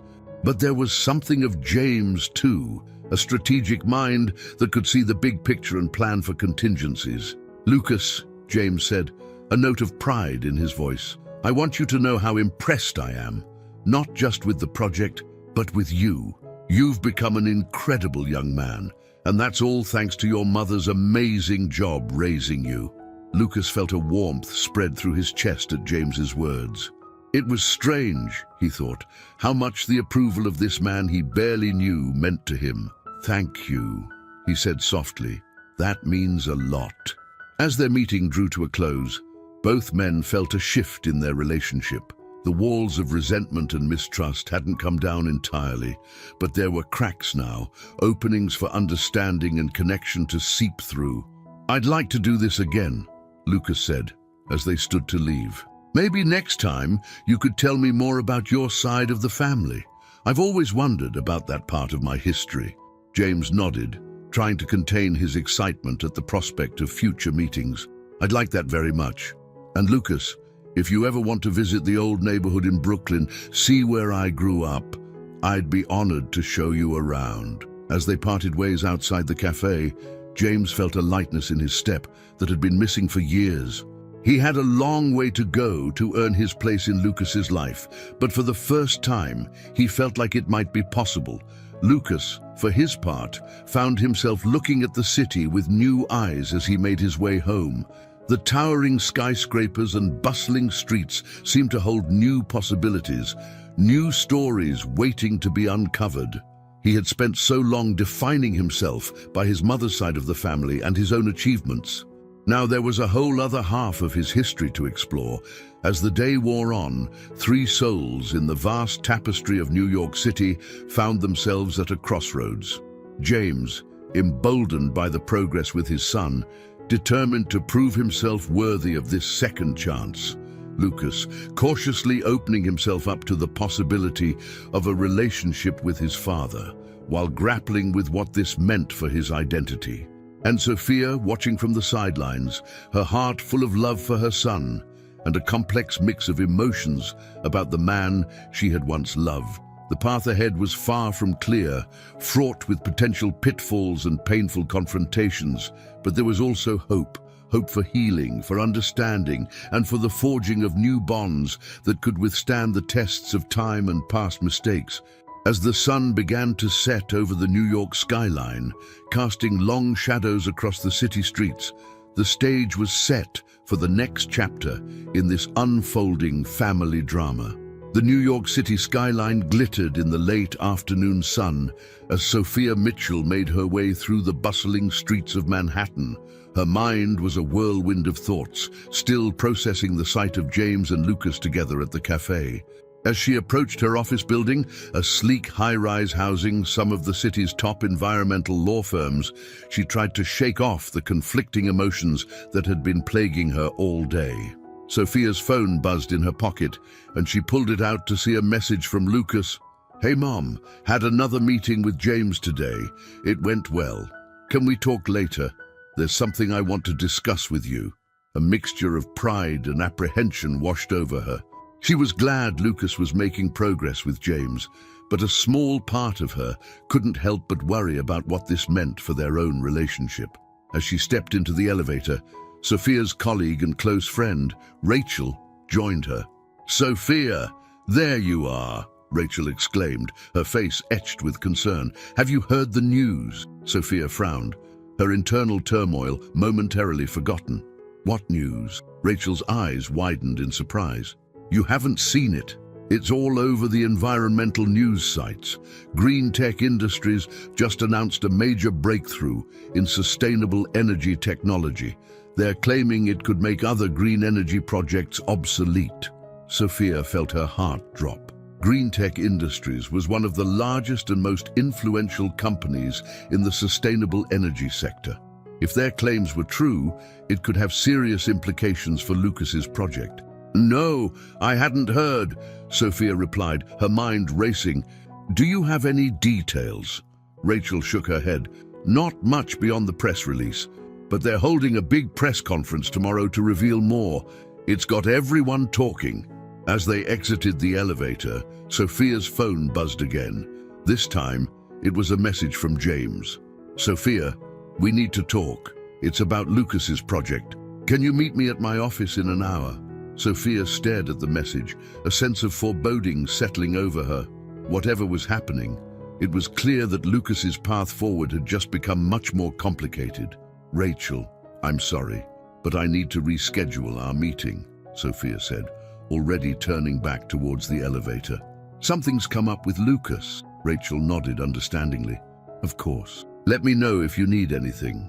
An hour later, Sophia found herself stepping into the imposing lobby of Carter Enterprises. The sleek, modern interior was a far cry from the cozy law offices she was used to. As she was escorted to James's office on the top floor, Sophia couldn't help but feel a twinge of resentment. This was the world James had chosen over their family all those years ago. James was waiting for her, his usually composed face etched with worry. "Ah, Sophia, thank you for coming," he said, gesturing for her to take a seat. "What's going on, James?" Sophia asked, cutting straight to the chase. "What's happened to Lucas's project?" James sighed, running a hand through his hair, a gesture so familiar it made Sophia's heart ache despite herself. "I assume you've heard about Green Tech's announcement." Sophia nodded, her jaw set. "Just the basics. But I'm guessing it's worse than it sounds." "I'm afraid so," James replied, his voice heavy. "I've got contacts in Green Tech, their new technology. It's revolutionary. If it performs as they claim, it could make Lucas's project obsolete before it even gets off the ground." Sophia felt a surge of protective anger. "But Lucas's work is brilliant. Surely there's still a place for it." James shook his head. "The market doesn't work that way, Sophia. You know that. If Green Tech's tech is as good as they say, investors will flock to it. Funding for competing projects will dry up overnight." Sophia stood up, pacing the large office. "So what do we do? We can't just let Lucas's dreams be crushed like this." James watched her, a familiar ache in his chest. Even after all these years, Sophia's fierce protectiveness of their son moved him deeply. "That's why I called you here. I have an idea. But you're not going to like it. Sophia turned to face him, her eyes narrowing. What is it? James took a deep breath. I want to buy out GreenTech's new technology, bring it under the Carter Enterprises umbrella. If we do that, we can integrate Lucas's work, make it part of a larger, more competitive project. Sophia stared at him, stunned. James, that would cost millions. James finished for her. Yes, I know, but I can do it. For Lucas. Sophia sank back into her chair, her mind reeling. And what would this mean for Lucas? For his role in the project? James leaned forward, his eyes intense. He would still be at the forefront. His ideas, his vision, they would be central to the project, but he'd have the backing of Carter Enterprises, the resources to really make it happen. Sophia was quiet for a long moment, processing the implications. And what about your board? Would they approve such a massive expenditure? A small smile played at the corners of James's mouth. Let me worry about the board. I can be very persuasive when I need to be. Sophia couldn't help but return the smile, remembering the charismatic young man she had fallen in love with all those years ago. But then her expression turned serious again. James, it's an incredibly generous offer. But have you thought about what this will do to your relationship with Lucas? He's only just starting to trust you. If you swoop in and basically take over his project. James nodded, his face grave. I know, it's a risk. But Sophia, if we don't do something, Lucas's project will be dead in the water. At least this way, his work has a chance to make a real impact. Sophia stood up again, moving to the large window that overlooked the city.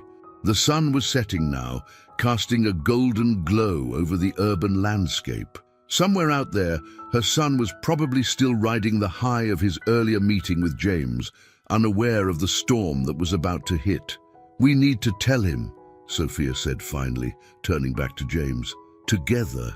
He needs to hear this from both of us. James nodded, relief evident on his face. Agreed. Can you ask him to come to my office tomorrow morning? We can break the news about GreenTech and present my proposal. As Sophia left James's office, her emotions were in turmoil. Part of her was grateful for James's willingness to go to such lengths for Lucas. But another part couldn't help but worry about the complications this would bring to their already fragile family dynamic. She pulled out her phone and dialed Lucas's number. When he answered, she tried to keep her voice steady. Hey, sweetheart, about that talk you wanted to have, how about we do it over breakfast tomorrow? There's something important we need to discuss with you. The next morning, Lucas arrived at Carter Enterprises, a mixture of excitement and nervousness coursing through him.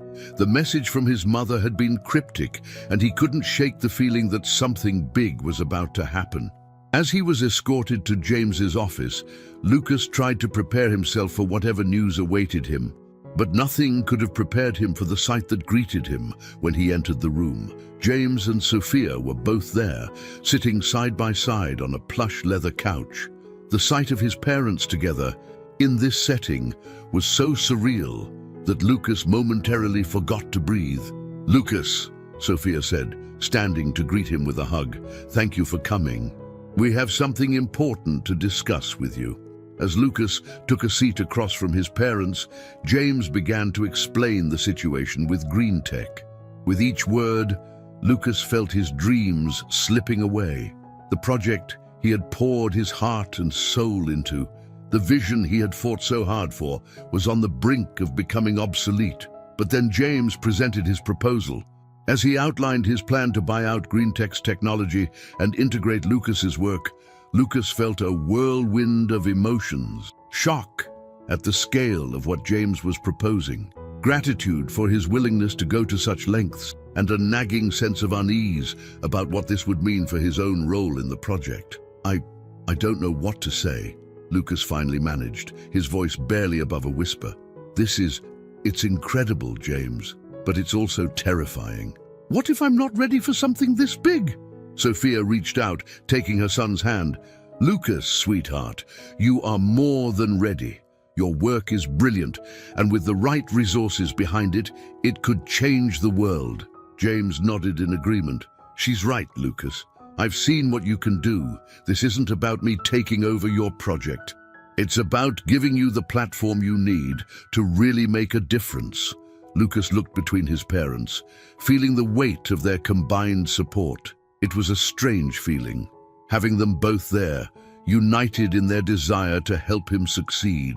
For a moment, he allowed himself to imagine what it might have been like if things had been different, if they had been a family all along. But then reality came crashing back. This wasn't a fairy tale reunion. It was a business proposal, albeit one with deeply personal implications. "I need time to think about this," Lucas said finally. "It's a lot to process." James and Sophia exchanged a glance, then nodded. "Of course," James said. "Take all the time you need. But Lucas, we don't have much time before Green Tech goes public with their technology. We need to move fast if we're going to stay ahead of this." As Lucas left the office, his mind was spinning. He had come here expecting a simple breakfast meeting, and instead, his entire world had been turned upside down again. Outside, the busy streets of New York seemed oblivious to the drama unfolding in the lives of the Carter Mitchell family. But for Lucas, Sophia, and James, the decisions made in the coming days would shape not just the future of their professional lives, but the very nature of their relationships with each other. The stage was set for a crucial turning point in their journey. Would Lucas accept James's offer, allowing his estranged father to become intimately involved in his professional life? How would this decision impact his relationship with Sophia, who had been his rock for so many years? And for James, was this truly about helping his son, or was it an attempt to buy his way back into a family he had abandoned?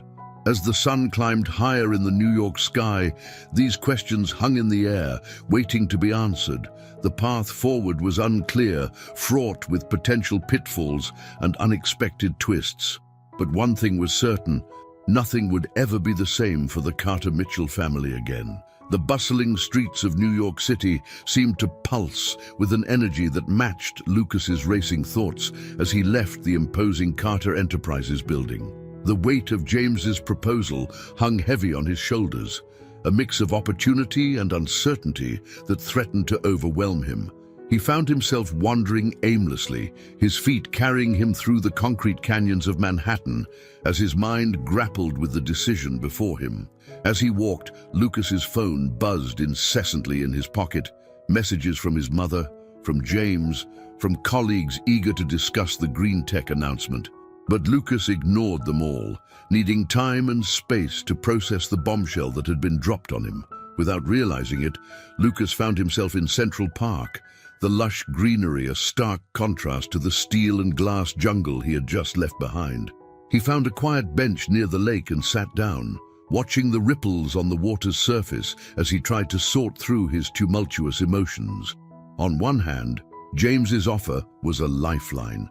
The resources of Carter Enterprises could catapult his project to heights he had only dreamed of. It was a chance to make a real, tangible difference in the world of sustainable energy.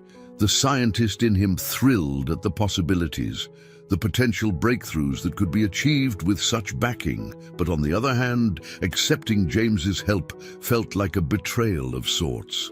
For years, it had been just him and his mother against the world. Sophia had sacrificed so much to raise him, to support his dreams, and now, here was James, swooping in with his millions, offering to solve all their problems with the stroke of a pen. Lucas pulled out his phone, staring at the blank screen for a moment before opening his contacts. His thumb hovered over Sophia's name, but at the last second, he scrolled past it, landing on a different number. Taking a deep breath, he hit the call button. "Lucas," Emma's voice came through, a mix of surprise and concern. "Is everything okay?" Emma had been Lucas's best friend since college, a brilliant engineer in her own right who had been there for every up and down of his career. If anyone could offer an unbiased perspective on his situation, it was her. I need your advice," Lucas said, his voice shaky. Can you meet me? I'm in Central Park, by the lake." 20 minutes later, Emma arrived, her curly hair windswept and her eyes full of worry. She sat down next to Lucas, nudging his shoulder gently. "All right? Spill? What's going on?" Lucas took a deep breath and began to explain everything. James's reappearance in his life, the green tech announcement, and the proposal that now lay before him. Emma listened intently, her brow furrowing as she absorbed the complexity of the situation. "Wow," she said when Lucas finally finished. That's a lot, Luke. How are you feeling about all this?" Lucas ran a hand through his hair, a gesture of frustration. "Honestly, I don't know. Part of me wants to jump at this chance. It's an incredible opportunity, but another part is worried about what it means for your relationship with your mum and with James." Emma finished for him. Lucas nodded, grateful for her understanding. "Exactly. I mean, I've only just started to get to know James. What if working together ruins whatever progress we've made? And my mum, she's always been my biggest supporter. I don't want her to feel like I'm choosing James over her." Emma was quiet for a moment, her gaze thoughtful as she watched a pair of ducks glide across the lake. "Lucas," she said finally, "I can't tell you what to do, but I can tell you this. Sometimes in life, we're presented with opportunities that scare us because they have the potential to change everything. The question you need to ask yourself is, will you regret it more if you take this chance and it doesn't work out, or if you don't take it at all?" Lucas absorbed her words, feeling some of the tension leave his body. Emma had always had a knack for cutting through his overthinking and getting to the heart of the matter. "You're right," he said softly. "I need to think about the bigger picture here. This isn't just about me and my family drama. It's about the potential impact this project could have." Emma smiled, giving his shoulder a squeeze. "Exactly. And for what it's worth, I think you're strong enough to handle whatever complications come with this. You've never backed down from a challenge before. Why start now?" As Emma's words sank in, Lucas felt a newfound clarity settling over him. He knew what he had to do. "Thanks, Em," he said, pulling her into a quick hug. "I don't know what I'd do without you." Emma laughed, her eyes twinkling. "Probably make a mess of things. Now go on, go make your world-changing decision. And remember, no matter what happens, you've got people in your corner." With a renewed sense of purpose, Lucas made his way back through the park, his strides purposeful as he headed towards Carter Enterprises. The city seemed different now, full of possibility rather than daunting uncertainty. As he approached the towering building, Lucas took a moment to steel himself. He knew that the decision he was about to make would change the course of his life, both personally and professionally. But he also knew that some opportunities were too important to pass up, no matter how complicated they might be. The elevator ride to James's office felt both endless and far too short. When the doors opened, Lucas was surprised to find both James and Sophia waiting for him. They stood as he entered, their faces a mix of hope and apprehension. "Lucas," Sophia said, moving towards him, "we didn't expect you back so soon. Are you okay?" Lucas nodded, his gaze moving between his parents. It was still strange to see them together like this, a visual representation of his past and present colliding. "I've made my decision," he said, his voice steady. "I want to do it. I want to work with Carter Enterprises to integrate my project with the green tech technology." The relief on James's face was palpable, while Sophia's expression was a complex mix of pride and something Lucas couldn't quite decipher. Was it worry? "That's wonderful news, Lucas," James said, stepping forward. "I promise you won't regret this. We're going to do great things together." Lucas held up a hand, stopping James mid-stride. "I have conditions," he said firmly. First, I want to maintain creative control over the integration of my work. I won't be sidelined or treated like a junior employee." James nodded quickly. "Of course, this is your vision, Lucas. We're here to support and amplify it, not take it over." "Second," Lucas continued, his gaze shifting to Sophia, "Mum, I want you involved too." Your expertise in environmental law will be crucial as we navigate the legal and regulatory aspects of this project." Sophia's eyes widened in surprise. "Lucas, are you sure? This is your project, your moment." Lucas smiled, reaching out to take her hand. "It's always been our project, Mom. I wouldn't be here without you. I want you by my side for this." Sophia squeezed his hand, tears glistening in her eyes. "And I'm honored to be part of it." Finally, Lucas turned back to James. "Last condition. This partnership, it's professional. It doesn't automatically fix our personal relationship. We'll continue to work on that separately at our own pace." "Agreed," James nodded solemnly. "Absolutely. I'm here to support you in whatever way you need, Lucas, both professionally and personally, on your terms." As the three of them stood there, the weight of the moment settled over them. This wasn't just a business deal, it was a new chapter in their complex family story. The road ahead would be challenging, filled with potential pitfalls and unexpected twists. But there was also hope. Hope for healing, for success, and for a future none of them could have imagined just a few weeks ago. "Well," Lucas said, a small smile playing at the corners of his mouth, "I guess we have work to do." The next few hours were a whirlwind of activity. James called an emergency board meeting to present the plan, while Sophia began reaching out to her contacts in the environmental law community. Lucas found himself in a state-of-the-art lab within Carter Enterprises, poring over the technical specifications of the green tech technology. As the day wore on, Lucas couldn't help but feel a sense of excitement building within him. This was it, the chance he had been waiting for to make a real difference in the world of sustainable energy. And despite the complicated emotions surrounding his newfound relationship with James, he couldn't deny the thrill of working alongside someone with such vast experience and resources. Late that evening, as the New York City skyline twinkled outside the windows of James's office, the three of them sat together, reviewing the progress they had made. The atmosphere was charged with a mixture of exhaustion and exhilaration.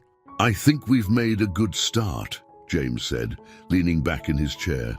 "The board is cautiously optimistic about the merger, and our legal team is already working on the acquisition of Green Tech's technology." Sophia nodded, her eyes bright with excitement despite the late hour. "And I've got meetings set up with some key players in the regulatory field. We're going to need their support to fast-track some of these innovations." Lucas looked between them, a warmth spreading through his chest. For the first time, he could see the potential of what they could achieve together. It wasn't just about the project anymore. It was about forging a new kind of relationship, one built on mutual respect and shared goals.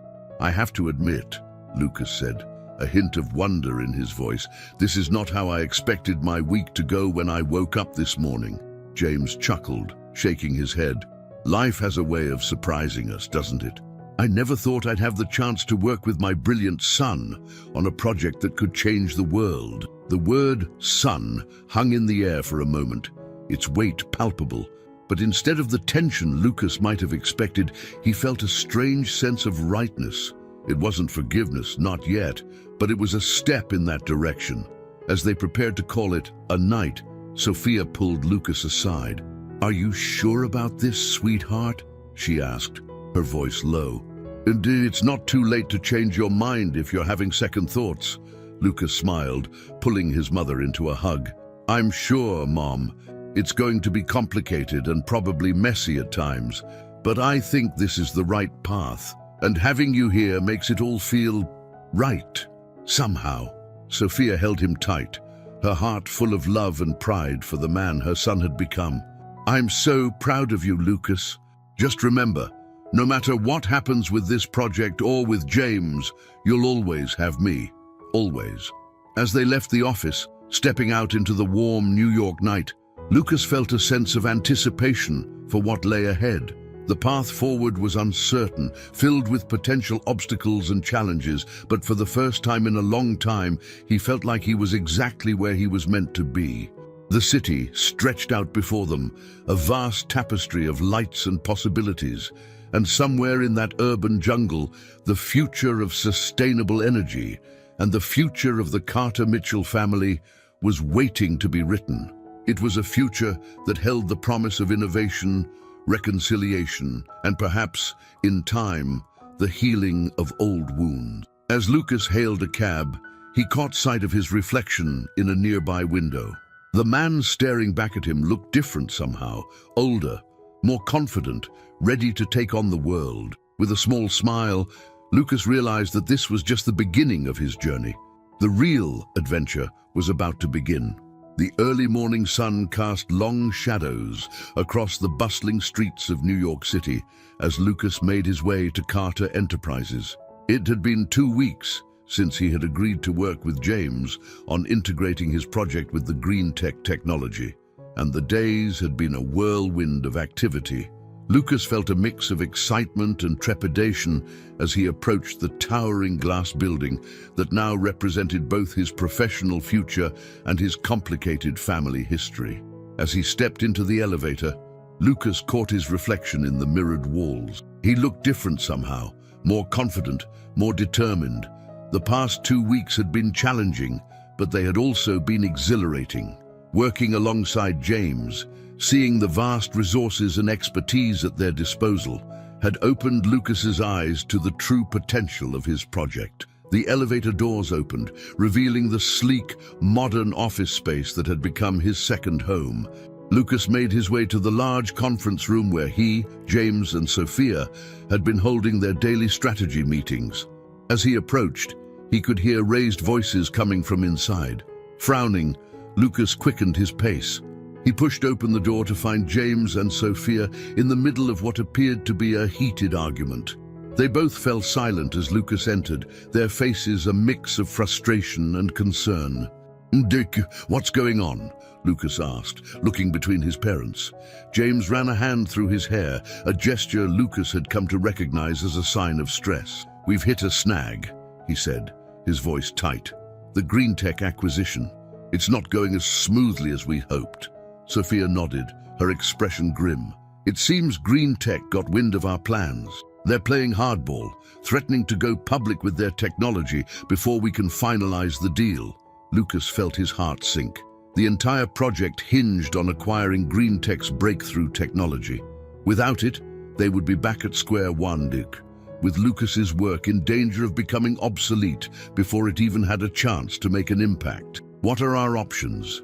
Lucas asked, trying to keep his voice steady. James sighed, collapsing into one of the plush conference room chairs. "We could try to outbid them, offer more money to speed up the acquisition, but that would put a serious strain on our resources, potentially jeopardizing other aspects of the project." Sophia leaned against the conference table, her brow furrowed in thought. "Or we could try to negotiate, see if we can find a compromise that works for both parties. But that would take time we might not have if green tech is serious about going public." Lucas listened to their options, his mind racing. This was the kind of high-stakes business maneuvering he had never had to deal with before. For a moment, he felt overwhelmed, out of his depth in this world of corporate chess. But then, a memory surfaced. A late-night conversation with Emma, his best friend and fellow engineer. They had been discussing theoretical applications of Lucas's technology, pushing the boundaries of what they thought was possible. At the time, it had seemed like a fun intellectual exercise. Now, it might be the key to saving their project. "Wait!" Lucas said, his voice cutting through the tension in the room. "What if we don't need green tech's technology at all?" James and Sophia turned to him, identical expressions of confusion on their faces. "And what do you mean?" James asked. Lucas took a deep breath, organizing his thoughts. "Green tech's breakthrough is in energy storage, right? That's what makes their technology so revolutionary. But what if we could achieve the same results, or even better, using a completely different approach?" He moved to the whiteboard that dominated one wall of the conference room, picking up a marker. As he began to sketch out diagrams and equations, Lucas felt a familiar excitement building in his chest. This was what he lived for, the thrill of innovation, of pushing the boundaries of what was possible. I'd see, if we combine the principles of quantum entanglement with my work on sustainable energy generation, we might be able to create a system that doesn't just store energy more efficiently, but actually generates it in a way that's completely sustainable and scalable. James and Sophia watched in amazement as Lucas outlined his idea. It was bold, innovative, and potentially game-changing, but it was also highly theoretical, with no guarantee of success. Lucas, Sophia said carefully, this is brilliant, but can we really pivot the entire project based on an untested theory? James nodded in agreement. The board is already nervous about the green tech situation. If we tell them we're abandoning that acquisition to pursue an unproven technology, Lucas turned to face them, his eyes blazing with determination. I know it's a risk, but isn't that what innovation is all about? Taking risks, pushing boundaries. This could be so much bigger than just acquiring green tech's technology. We could create something entirely new, something that could revolutionize the entire field of sustainable energy. There was a moment of silence as James and Sophia absorbed Lucas's words. Then, slowly, a smile spread across James's face. You know, he said, a hint of pride in his voice. You remind me of myself at your age. Always pushing for the big ideas, the game changers. Sophia shot James a look, a mix of exasperation and fondness. That's what worries me, she said, but there was a smile tugging at the corners of her mouth. Lucas looked between them, feeling a strange sense of connection. For the first time, he could see echoes of himself in both of his parents. Sophia's passion for making a difference, James's drive to think big and take risks. So, Lucas said, his heart racing, what do you think? Are we ready to take this leap? James stood up, moving to stand beside Lucas at the whiteboard. He studied the equations and diagrams, his expression thoughtful. It's risky, he said finally, but I've built my entire career on taking calculated risks. If you truly believe in this, Lucas, then I'm with you. Sophia joined them, her eyes scanning the complex formulas. From a legal standpoint, this could actually work in our favor. If we're developing entirely new technology, we won't be bound by the same regulatory hurdles we would have faced with the green tech acquisition. Lucas felt a surge of excitement and gratitude. So we're doing this. We're really going to try. James nodded, clapping Lucas on the shoulder. We're doing this, but we need to move fast. We'll need to reassure the board, reallocate resources, bring in new experts. And we'll need to keep this under wraps, Sophia added. If word gets out about what we're working on, we could face serious competition or attempts to undermine our work. Lucas nodded, understanding the gravity of the situation. This wasn't just a scientific endeavor anymore. It was a high-stakes game with potentially world-changing consequences. As they began to outline their new strategy, Lucas felt a mix of exhilaration and trepidation. He was about to embark on the most challenging and important work of his life, with his once estranged father and his devoted mother by his side. It was a scenario he never could have imagined just a few weeks ago. The rest of the day passed in a blur of activity. James called an emergency board meeting to present their new direction, using all of his considerable charm and business acumen to win over the skeptical executives.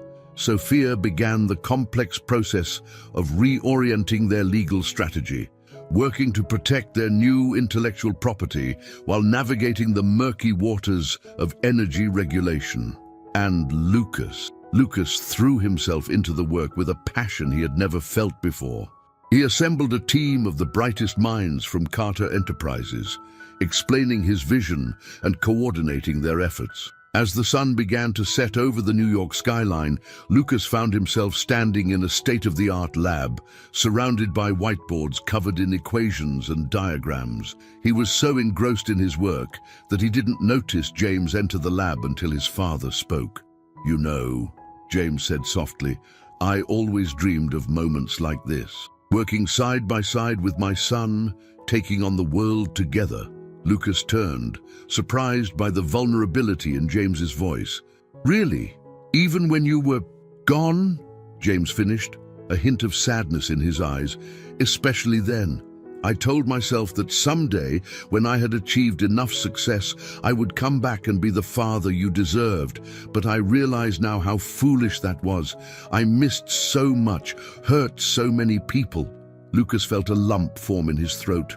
It was still strange to see this side of James, not the confident businessman, but a man grappling with regret and trying to make amends. "We can't change the past," Lucas said finally, "but maybe we can build something new. Together." James nodded, blinking back tears. "I'd like that, Lucas. More than you know." As they stood there in the quiet lab, surrounded by the fruits of their shared passion for innovation, Lucas felt a shift in his relationship with James. It wasn't forgiveness, not yet, but it was a step towards understanding, towards building the kind of father-son bond he had always longed for. The moment was interrupted by Sophia's arrival. She took in the scene before her, James and Lucas standing side by side, surrounded by the evidence of their shared brilliance, and felt a complex mix of emotions: pride in her son, cautious hope for the future, and a lingering ache for what might have been. "The board's on board," she announced, her voice cutting through the emotional tension. "We've got the green light to proceed with the new direction." Lucas and James exchanged a look of excitement and determination. This was it. The real work was about to begin. As the three of them left the lab that night, stepping out into the warm New York evening, Lucas felt a sense of anticipation, unlike anything he had experienced before. They were embarking on a journey that could change the world, fraught with challenges and potential pitfalls. But for the first time, he felt like he had a true team behind him, a brilliant, complicated, determined family ready to take on whatever obstacles lay ahead. The city stretched out before them, a glittering tapestry of lights and possibilities. And somewhere in that urban jungle, the future of sustainable energy and the future of the Carter-Mitchell family was waiting to be written. It was a future that held the promise of innovation, reconciliation, and perhaps, in time, the healing of old wounds. As they parted ways for the night, each heading to their respective homes, Lucas couldn't help but feel that this was just the beginning. The real challenges, the true tests of their newfound family bond and their innovative vision were yet to come. But for now, he allowed himself to bask in the glow of possibility, ready to face whatever the dawn might bring. The New York City skyline glowed in the early morning light as Lucas made his way to Carter Enterprises. It had been a month since they had pivoted their Project E, abandoning the green tech acquisition in favor of Lucas's groundbreaking idea. The past weeks had been a whirlwind of activity, filled with long days and even longer nights as they raced to turn theory into reality. As Lucas entered the building, he couldn't help but feel a sense of pride. The lobby was buzzing with energy, people hurrying to and fro with a sense of purpose. It was a far cry from the small startup he had been running just a few months ago. Now, he was at the heart of one of the biggest and most innovative projects in the sustainable energy sector. The elevator ride to the top floor seemed to take longer than usual, giving Lucas time to reflect on the changes in his life. Working alongside James had been complicated. There were moments of brilliant collaboration where Lucas could see the potential of what they could achieve together.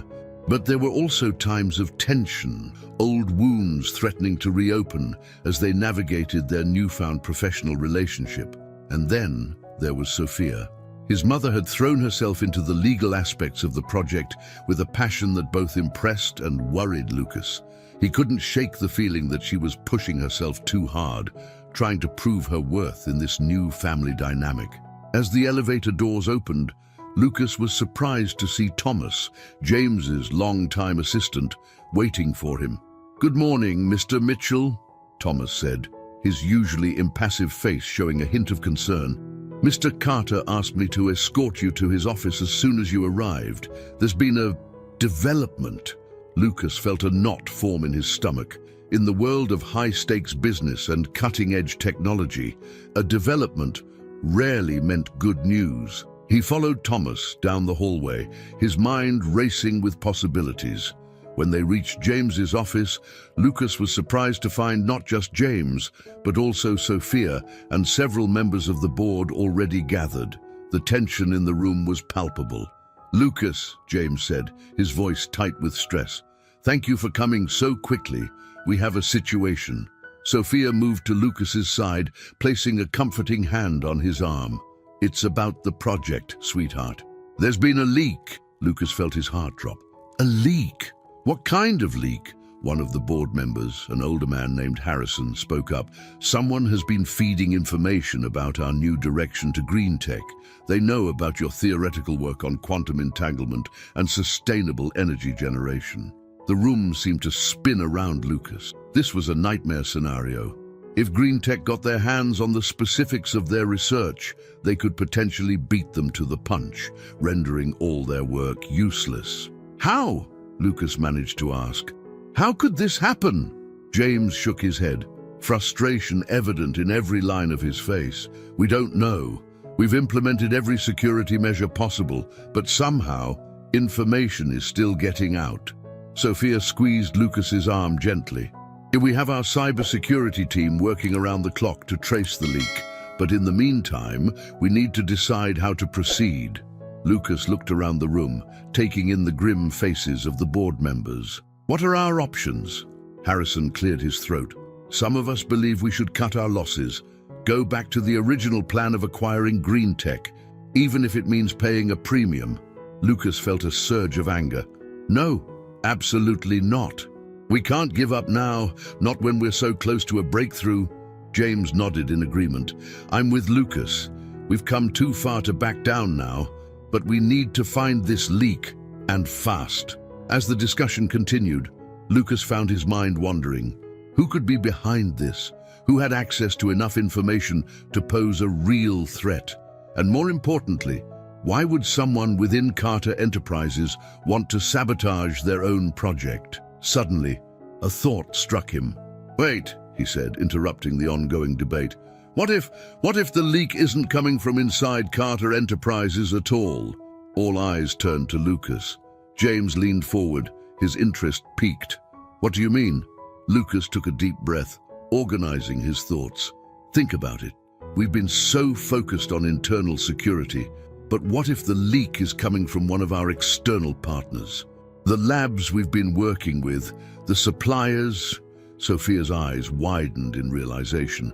"Or the legal firms we've been consulting with on the regulatory aspects?" James stood up, pacing the room as he considered this new angle. "It's possible.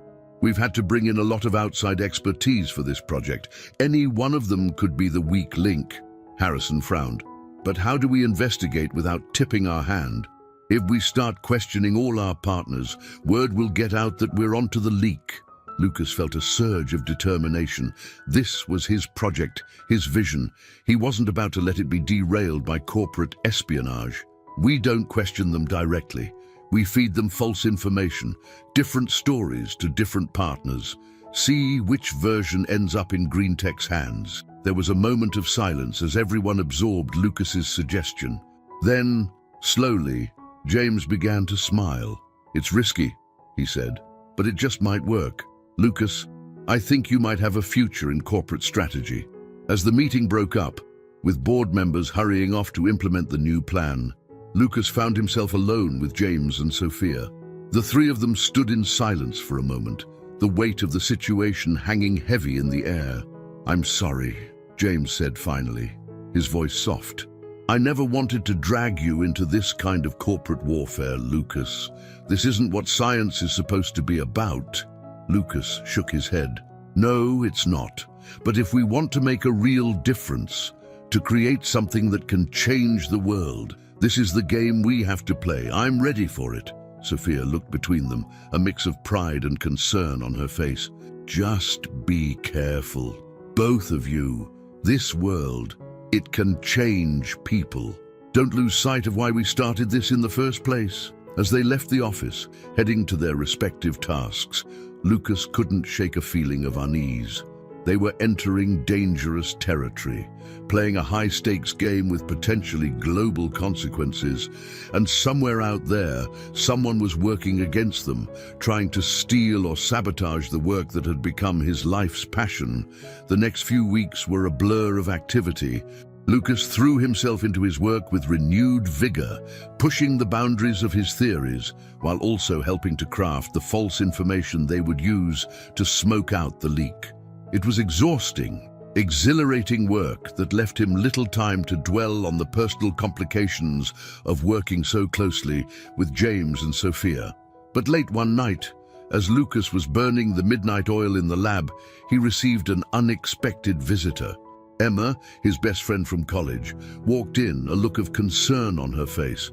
"Lucas Mitchell," she said, her voice a mix of affection and exasperation. "When was the last time you saw the outside world?" Lucas blinked, realizing he had lost track of time. "Emma, what are you doing here?" She held up a bag of takeout. "Feeding you, apparently, and making sure you haven't completely lost yourself in this project." As they sat together, sharing Chinese food and catching up, Lucas felt some of the tension of the past weeks begin to ease. Emma had always had that effect on him, grounding him when he got too caught up in his work. "So," Emma said, fixing Lucas with a penetrating look, "how are things really going? And I don't mean the project. I mean with you, with your family." Lucas sighed, pushing his food around with his chopsticks. "It's complicated. Working with James, it's like a roller coaster. One minute we're in sync, finishing each other's sentences, and the next, it's like we're speaking different languages." Emma nodded sympathetically. "And your mom? She's amazing, as always, but I can tell she's struggling too. It's a lot, having us all working together like this. I think she's worried about getting hurt again."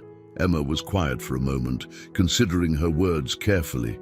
"Lucas, I know this project means everything to you, but don't forget to take care of yourself and your relationships. Success won't mean much if you lose yourself along the way." Lucas nodded, grateful for Emma's perspective. As she left, promising to drag him out for a proper meal soon, Lucas found himself reflecting on the past few months. He had gained so much, a chance to work on groundbreaking technology, a relationship with the father he never knew, but at what cost?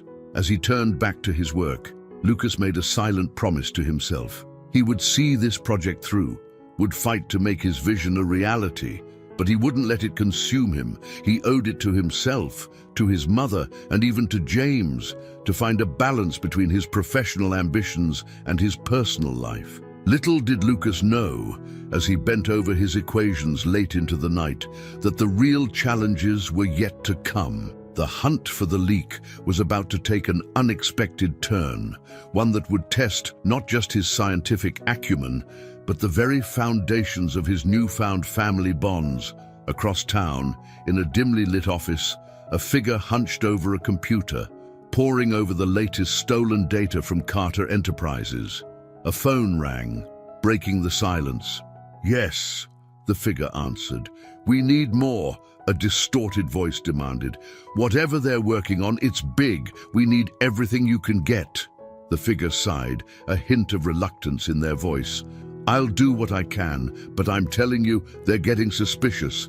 This might be the last batch I can get safely. Just get it done." The voice snapped before the line went dead.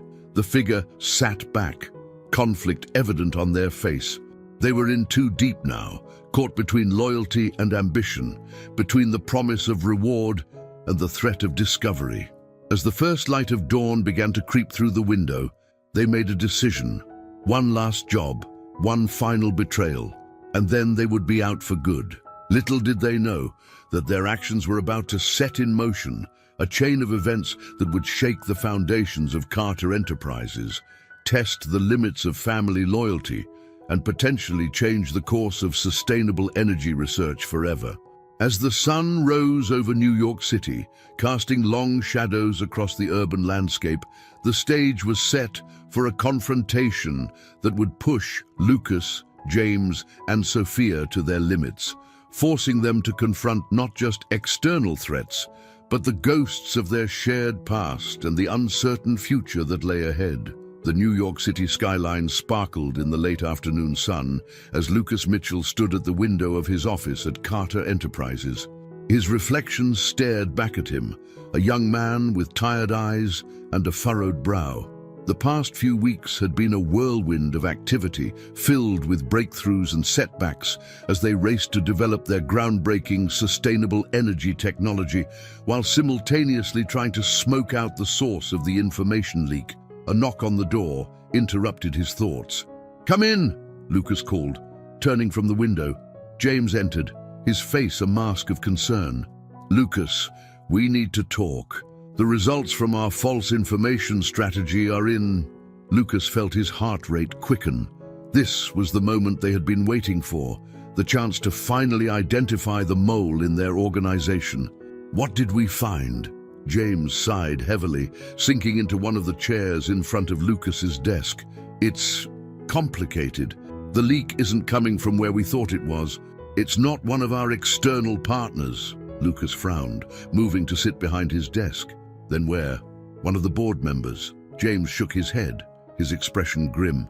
"No, Lucas, the leaked information. It's coming from this floor, from someone with high-level access to our most sensitive data." The implications of James's words hit Lucas like a physical blow. This floor housed only the most senior members of the project team, including himself, James, and Sophia. That's impossible. Everyone here has been vetted, has a stake in the project's success. Why would any of them betray us? James leaned forward, his voice low and urgent. "I don't know, but we need to tread carefully. Whoever is behind this is smart, connected, and potentially very dangerous. We can't risk tipping them off that we're onto them." Lucas nodded, his mind racing. "What's our next move?" "We need to set a trap," James replied. "Feed false information to a select few individuals, each with a unique piece of data. When that data inevitably reaches Green Tech, we'll know exactly who the mole is." As they discussed the details of their plan, Lucas couldn't shake a growing sense of unease. The idea that someone so close to the project, someone they worked with every day, could be betraying them was almost unfathomable, and yet the evidence was undeniable. Later that evening, as Lucas was preparing to leave for the day, he received a text from Sophia asking him to meet her at a small cafe a few blocks from the office. Curious and a bit concerned, Lucas made his way through the busy New York streets, his mind still churning with the implications of the day's revelations. He found Sophia seated at a corner table, her face etched with worry. As Lucas sat down across from her, he could see the toll the past few weeks had taken on his mother. There were dark circles under her eyes, and her usual air of calm determination had been replaced by a nervous energy. "Mom," Lucas said softly, reaching out to take her hand. "What's going on? Are you okay?" Sophia squeezed his hand, her eyes darting around the cafe as if checking for eavesdroppers. "Lucas, I think I know who the leak is." Lucas felt his breath catch in his throat. "What? How?" Sophia leaned in close, her voice barely above a whisper. "I've been doing some digging of my own, looking into financial records, communications logs, and I found something troubling." She pulled out her tablet, quickly navigating to a series of documents. "Look at these transfers, large sums of money, moving through a series of shell companies, all leading back to one person on our team." Lucas studied the documents, his heart sinking as he realized the implications. The name at the end of the paper trail was one he knew well, someone he had come to trust and respect over the past few months. "This can't be right," he muttered, shaking his head in disbelief. "There has to be some other explanation." Sophia's expression was sympathetic but firm. "I wish there was, sweetheart, but the evidence is pretty damning. We need to take this to James, decide how to proceed." As they left the cafe, neither of them noticed the figure watching from across the street, hidden in the shadows of a nearby alley. The observer pulled out a phone, quickly dialing a number. "Do they know?" the figure said tersely. "Or at least, they suspect. We need to accelerate the timeline." Back at Carter Enterprises, James was working late, poring over the latest test results from their prototype. The breakthrough they had been hoping for was tantalizingly close, but there were still significant hurdles to overcome.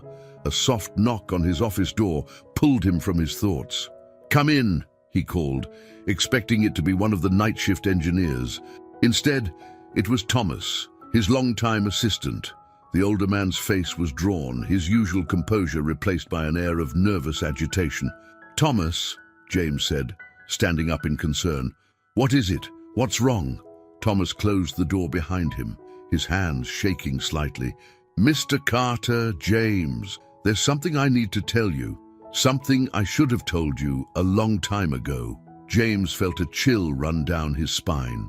He had known Thomas for years, had trusted him with the most sensitive aspects of his business and personal life. "Thomas, you're scaring me. What's going on?" Thomas took a deep breath, seeming to steel himself. "It's about the leak. I know who's behind it because I've been helping them." The world seemed to tilt on its axis as James absorbed Thomas's words. "You? But why? How could you do this?" Thomas's face crumpled, years of guilt and stress etched in every line. It wasn't supposed to be like this. At first it was just small things, harmless information, but then they wanted more and more. "I tried to stop, but they threatened my family. I didn't know what to do." James sank back into his chair, his mind reeling. "Who? Thomas? Who's behind this?" Before Thomas could answer, the office door burst open. Lucas and Sophia rushed in, their faces flushed with excitement and worry. "Dad!" Lucas exclaimed, then stopped short at the sight of Thomas. "Oh, I'm sorry, we didn't mean to interrupt." James looked between Thomas and his family, feeling as though he was standing on the edge of a precipice. "It's all right," he said slowly. "I think we all need to hear what Thomas has to say." As Thomas began to explain, haltingly at first and then with increasing urgency, the full scope of the conspiracy began to unfold. It wasn't just green tech behind the attacks on their project. There was a larger player involved, a shadowy conglomerate with ties to the fossil fuel industry that saw their sustainable energy breakthrough as a threat to their profits. "They have people everywhere," Thomas said, his voice shaking. "In green tech, in the regulatory agencies, even on our own board. They've been working to undermine us from the start." Lucas felt as though the floor had dropped out from under him. All their work, all their dreams of changing the world, and they had been fighting against an invisible enemy the entire time. Sophia, ever the pragmatist, was the first to recover. "We need to go to the authorities," she said firmly. "With Thomas's testimony and the evidence we've gathered, we can bring this whole operation down." James nodded slowly, his eyes never leaving Thomas. "You're right, but we need to be careful. If this conspiracy is as far-reaching as Thomas says, we can't trust anyone outside this room." As they began to formulate a plan, Lucas found himself watching his parents. Despite the shock and betrayal they had just experienced, they were working together seamlessly, their years of separation seeming to melt away in the face of this crisis. For a moment, Lucas allowed himself to imagine what it might have been like if things had been different, if they had been a family all along. But he quickly pushed the thought aside. They couldn't change the past, but they could shape the future.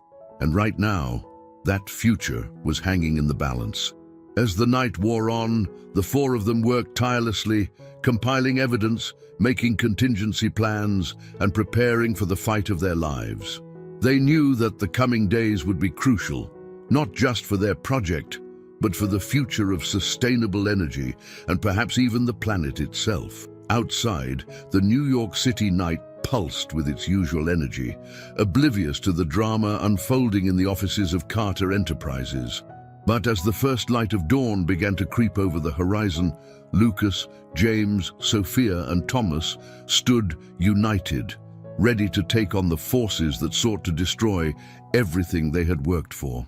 The stage was set for a final confrontation, one that would test not just their scientific and business acumen, but the strength of their newfound family bonds. As they prepared to leave the office and set their plan in motion, Lucas caught his reflection in the window once more. The tired, worried young man from the previous evening was gone, replaced by someone with a steely determination in his eyes. Whatever challenges lay ahead, whatever obstacles they would face, Lucas knew one thing for certain: they would face them together, as a family. And in that moment, despite the danger and uncertainty that surrounded them, he felt a glimmer of hope. They had come this far against all odds. Now, it was time to finish what they had started and change the world. The early morning sun cast long shadows across the bustling streets of New York City as Lucas, James, Sophia, and Thomas made their way out of Carter Enterprises. The weight of their newfound knowledge hung heavy on their shoulders, each step feeling like a move in a dangerous chess game they hadn't realized they were playing. Lucas glanced at his parents, noting the determined set of their jaws and the subtle way they positioned themselves protectively around him. It was a stark reminder of how much had changed in the past few months. Once estranged, they were now a united front, facing an invisible enemy that threatened not just their project, but their very lives. As they approached a nondescript cafe a few blocks from the office, James spoke in a low voice. "Remember, we can't trust anyone outside our immediate circle. From now on, we operate as if everyone is a potential threat." Sophia nodded, her eyes scanning the street for any signs of surveillance. "We need to move quickly. The longer we wait, the more time they have to cover their tracks." They entered the cafe, choosing a secluded booth in the back. As they settled in, Thomas pulled out a small device and placed it on the table.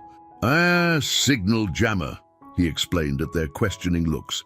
"Just in case." Lucas felt a chill run down his spine. The gravity of their situation was starting to sink in. This wasn't just corporate espionage anymore.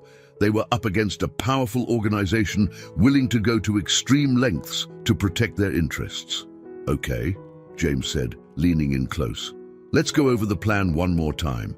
Thomas, you'll reach out to your contact, set up a meeting. We need to get as much information as we can about the extent of their operation." Thomas nodded, his face pale but resolute. "I'll tell them I have crucial information about the project's next phase. That should get their attention." Sophia pulled out her tablet, her fingers flying over the screen. "I've been compiling all the evidence we have, financial records, communication logs, everything. We need to get this to someone we can trust in the Justice Department." "What about me?" Lucas asked, feeling a mix of anticipation and fear. "What can I do?" James and Sophia exchanged a look, a silent communication passing between them. It was James who spoke, his voice gentle but firm. "Lucas, I know you want to be in the thick of things, but we need you to focus on the project. If we're going to beat them, we need that breakthrough. You're the only one who can make it happen." Lucas felt a surge of frustration. "But I can help. I'm not some kid you need to protect. I'm part of this too." Sophia reached out, taking his hand. "We know, sweetheart, and you are helping. Your work is the key to all of this. Without it, none of what we're doing matters." As they continued to discuss their strategy, Lucas found his mind wandering to the lab, to the equations and experiments that had consumed his life for the past months. They were so close to a breakthrough, he could feel it.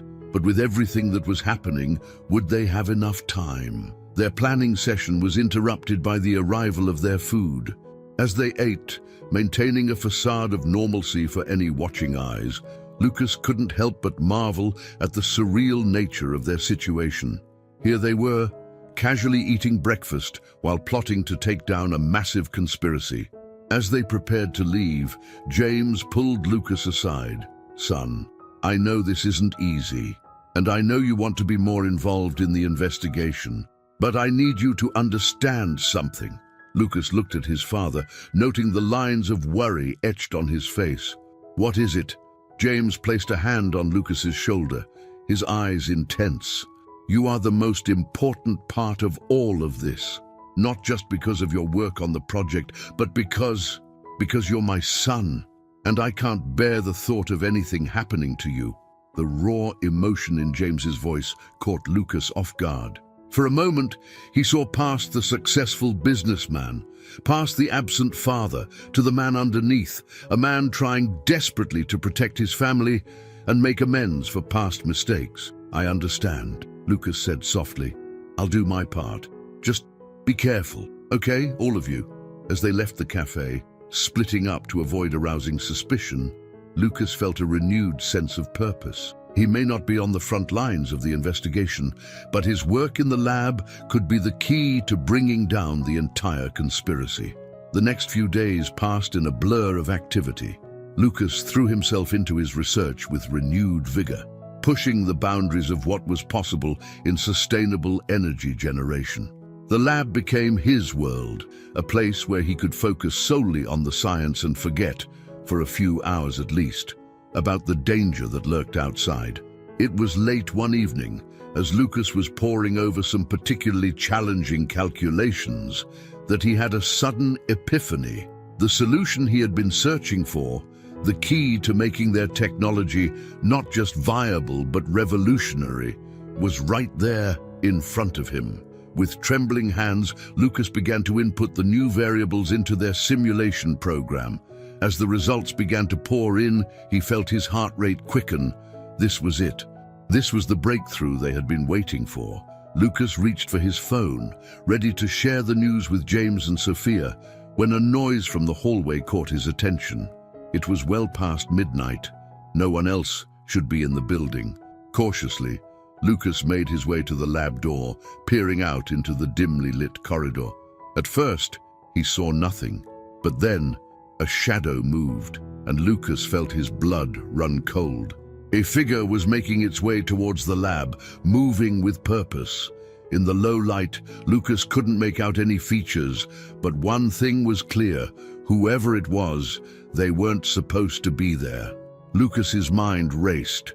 Should he confront the intruder? Try to slip away unnoticed? Call security? As he weighed his options, the figure drew closer, and Lucas caught a glimpse of something metallic in their hand. In that moment, all thoughts of caution fled. Lucas slammed the lab door shut, engaging the emergency lock. His hands shaking, he pulled out his phone, dialing James's number. "Dad," he whispered as soon as James picked up. "Someone's here. In the building.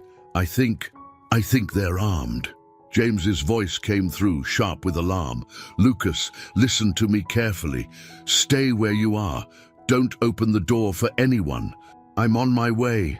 As Lucas ended the call, he heard a sound that made his blood run cold, the soft beep of the keypad outside the lab door. Whoever was out there had the access code. Panic rising in his throat. Lucas looked around the lab frantically. He needed to hide, to protect the breakthrough he had just made. As the door began to open, Lucas made a split-second decision. He grabbed his laptop, shoving it into his bag along with as many of his notes as he could gather. Then, with a silent prayer, he slipped into a large equipment cabinet in the corner of the lab. Through a small gap in the cabinet door, Lucas watched as the intruder entered the lab. The figure moved with purpose, heading straight for Lucas's workstation. As they began to rifle through the papers left on the desk, Lucas held his breath, praying that the pounding of his heart wouldn't give him away. Minutes that felt like hours passed as the intruder searched the lab. Lucas could hear them muttering in frustration, clearly not finding what they were looking for. Just when Lucas thought he couldn't stand the tension any longer, a commotion erupted in the hallway. "NYPD, freeze!" The shout was followed by the sound of running feet and a brief scuffle. Then, blessed silence. Lucas waited, his entire body tense, until he heard a familiar voice. "Lucas, Lucas, are you in here? It's safe to come out now." Cautiously, Lucas emerged from his hiding place to find James, Sophia, and several police officers in the lab. The relief on his parents' faces was palpable as they rushed to embrace him. "Are you okay? Did they hurt you?" Sophia asked, her hands running over Lucas's face and arms as if checking for injuries. "I'm fine," Lucas assured her, his voice shaky. "I hid as soon as I realized someone was coming." What happened?" James's face was grim as he explained, "We got lucky. The police were already on their way here when you called. It seems Thomas's meeting with his contact didn't go as planned. They figured out he was working with us and decided to take matters into their own hands." Lucas felt a chill run down his spine. "Thomas, is he?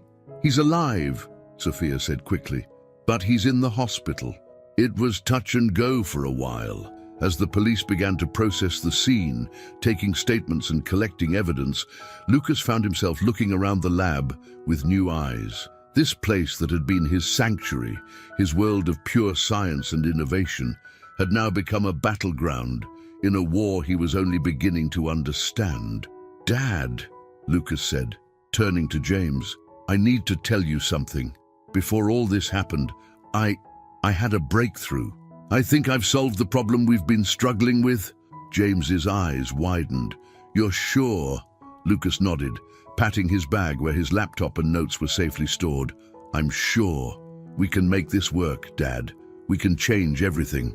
For a moment, the tension and fear of the night melted away, replaced by a shared look of excitement and hope between father and son. But the moment was short-lived as a detective approached, asking for their formal statements. As they left the lab, escorted by police officers, Lucas couldn't shake the feeling that they had just crossed a point of no return. The stakes had been raised, the danger made all too real, but they had also gained something crucial: irrefutable evidence of the conspiracy against them. The New York City night stretched out before them, a tapestry of lights and shadows, and somewhere out there, their enemies were regrouping, planning their next move. But for now, at least, Lucas, James, and Sophia were together, united in their determination to see this through to the end. As they climbed into a waiting police car, Lucas caught his reflection in the window.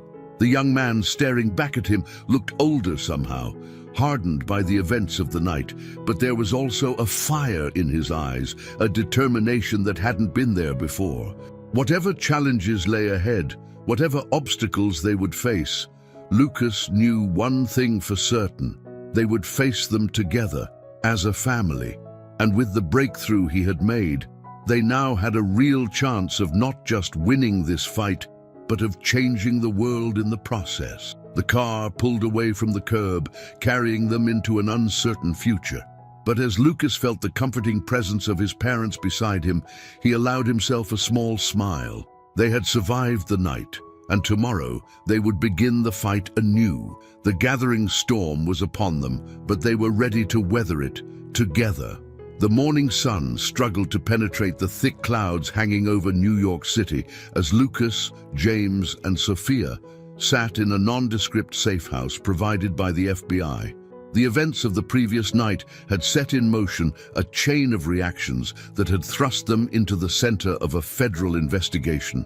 The small living room was cluttered with laptops, files, and half-empty coffee cups, evidence of their sleepless night spent debriefing agents and piecing together the extent of the conspiracy against them. Lucas sat on the worn couch, his laptop balanced precariously on his knees as he worked to recreate the breakthrough he had made in the lab. The adrenaline of the night before had worn off, leaving him exhausted but determined.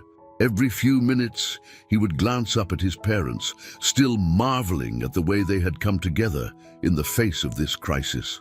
James paced the room, his phone pressed to his ear as he dealt with the fallout at Carter Enterprises. The attempted break-in had made the morning news, and the company's stock was already taking a hit.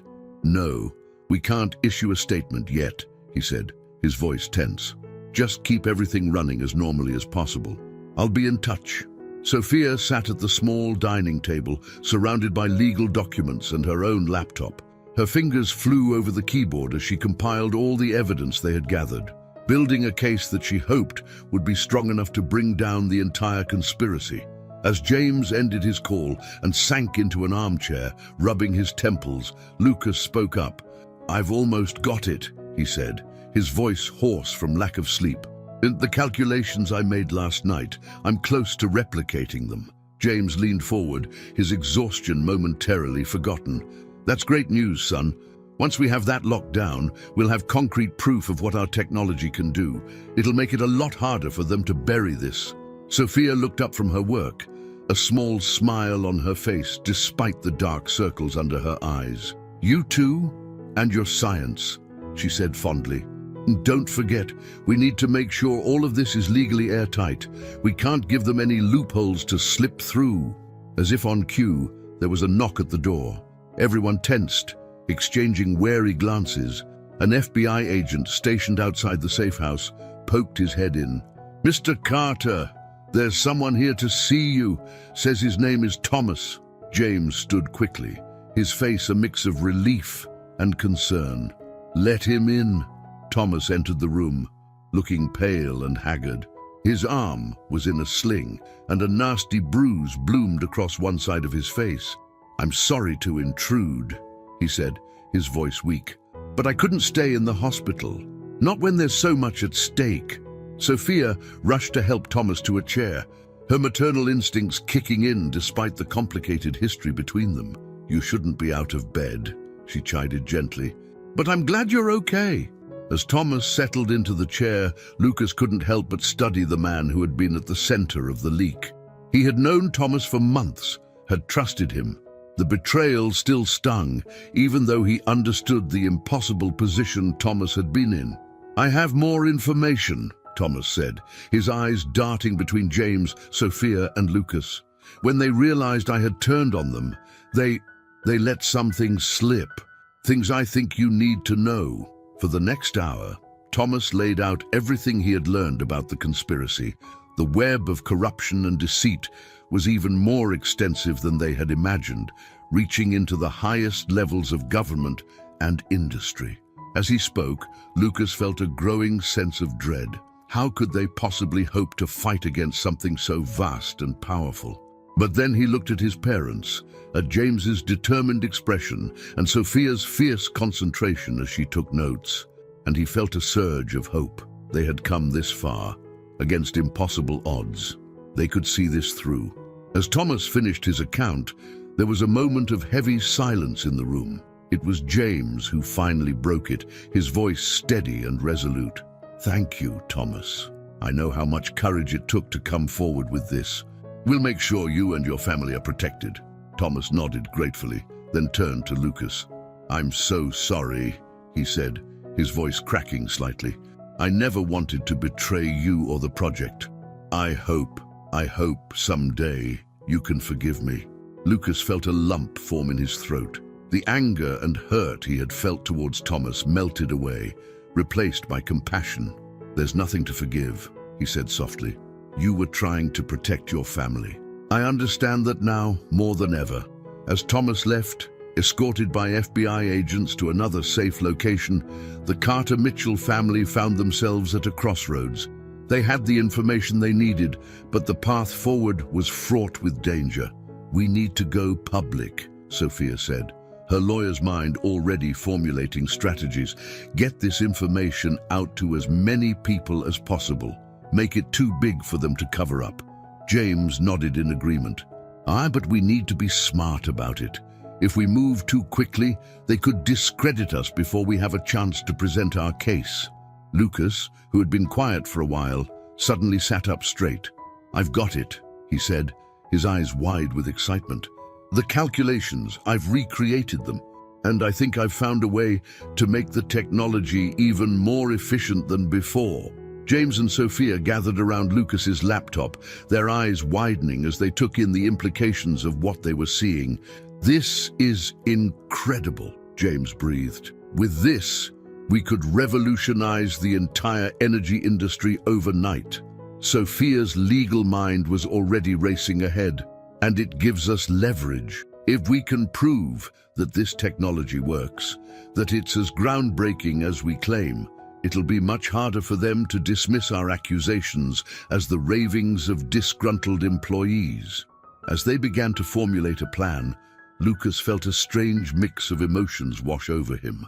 Fear of what lay ahead, excitement about the potential of his breakthrough, and a deep, abiding love for the two people who had come together to fight alongside him. For the first time in his life, he felt truly part of a family, not just by blood, but by choice and shared purpose. The next few days passed in a blur of activity.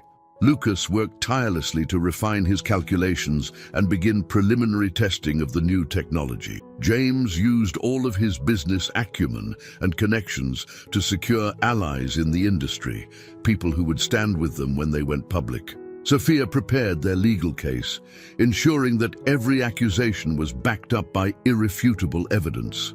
Through it all, they remained in the safe house, cut off from the outside world, except for their FBI handlers. The isolation was difficult, but it also brought them closer together. In the quiet moments between strategy sessions and frantic work, they found time to talk, really talk, in a way they never had before. One evening, as they sat around the small dining table sharing a simple meal, James cleared his throat. "I owe you both an apology," he said, his voice thick with emotion. "Lucas, I missed out on so much of your life because I was too focused on my own ambitions. And Sophia, I hurt you in a way that can never truly be made right." Sophia reached out, taking James's hand. "We can't change the past," she said softly, "but we're here now. Together. That's what matters." Lucas nodded in agreement, feeling a warmth spread through his chest. "I used to dream about what it would be like to have both of you in my life," he admitted. "I never imagined it would happen like this. But I'm grateful for all of it." As they sat there, hands clasped across the table, Lucas felt a sense of peace wash over him. Whatever challenges lay ahead, whatever dangers they would face them as a family. The moment was interrupted by a sharp knock at the door. An FBI agent entered, his face grave. "Mr. Carter, Ms. Mitchell, Lucas, we've received intelligence that suggests our location may have been compromised. We need to move you immediately." The peaceful atmosphere shattered, replaced by a flurry of activity as they rushed to gather their essential documents and equipment. As they were ushered out of the safe house and into waiting vehicles, Lucas couldn't shake the feeling that they were moving towards a final confrontation. The New York City night enveloped them as they sped through the streets, the familiar skyline a stark reminder of everything that was at stake. Lucas clutched his laptop to his chest, knowing that it contained the key to their future, both the breakthrough technology and the evidence that could bring down a corrupt empire. As they drove, James reached out, placing a hand on Lucas's shoulder. "Whatever happens," he said, his voice steady, "I want you to know how proud I am of you, not just for your brilliance, but for your courage and your heart." Sophia, sitting on Lucas's other side, squeezed his hand. "We're in this together," she said firmly. "All of us." Lucas nodded, feeling a surge of determination. They were heading into the unknown, facing enemies more powerful than they could have imagined, but they had something their opponents didn't: the strength of a family united, the power of truth, and a technology that could change the world. As the city lights blurred past the car windows, Lucas allowed himself a small smile. The eye of the storm was passing, and they were about to plunge back into the tempest. But for the first time in his life, he felt truly ready to face whatever lay ahead.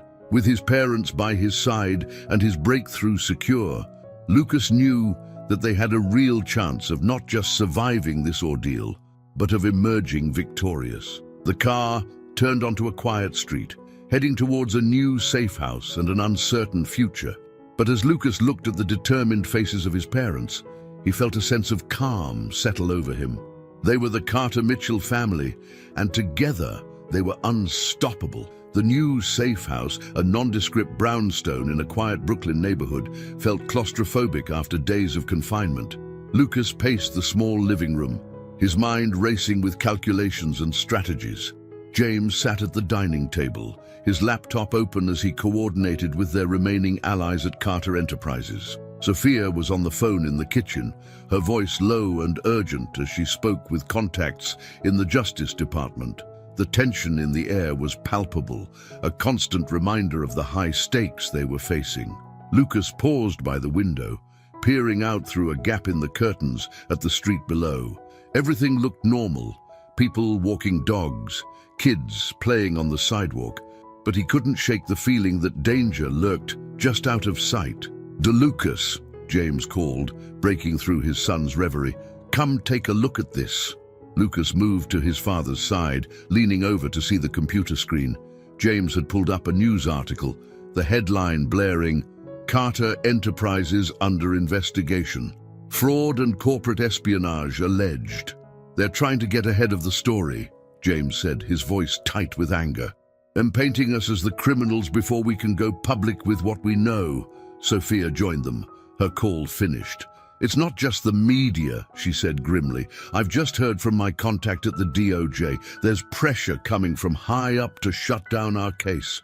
They're claiming national security concerns." Lucas felt a surge of frustration. How can they do this? We have evidence. We have Thomas's testimony. How can they just sweep it all under the rug? James placed a hand on Lucas's shoulder, his touch comforting despite the gravity of the situation. "Money and power, son. It's amazing what people can get away with when they have both in abundance." Sophia's eyes narrowed, a determined glint in them that Lucas recognized from countless courtroom battles. "But we have something they don't," she said. "We have the truth, and we have Lucas's breakthrough. We just need to find a way to get it all out there, to make it too big for them to cover up." As if on cue, Lucas's phone buzzed with an incoming text. He glanced at it, his eyes widening. "It's from Emma," he said, referring to his best friend and fellow scientist. "She says she might have a way to help us." James and Sophia exchanged a concerned look. "Lucas, are you sure we can trust her?" James asked cautiously. "We can't risk bringing anyone else into this who might be compromised." Lucas nodded emphatically.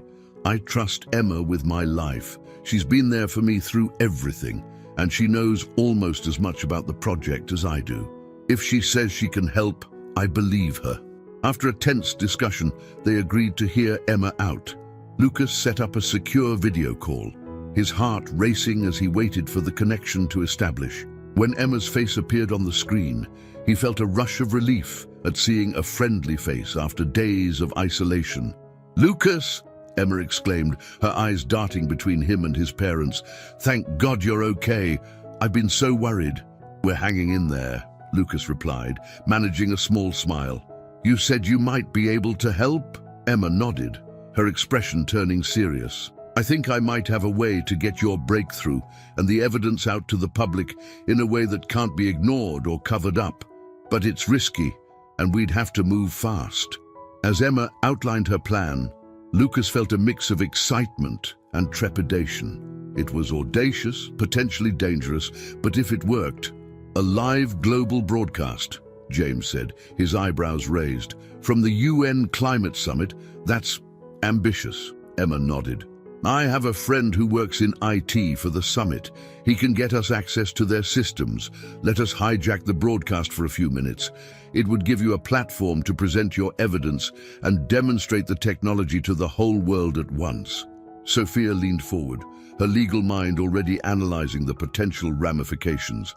"It's not exactly legal," she mused. "Oh, but given the circumstances and the importance of what we're revealing, we might be able to justify it as whistleblowing." Lucas looked between his parents, seeing the wheels turning in their minds. "What do you think? Should we do it?" After a moment of tense silence, James nodded slowly. "It's a huge risk," he said, "but at this point, I think it's our best shot. If we can get the truth out there, all at once, to a global audience, it might be enough to force their hand." With the decision made, they sprang into action. The next 48 hours were a whirlwind of preparation. Lucas worked feverishly to prepare a concise, impactful presentation of his breakthrough technology.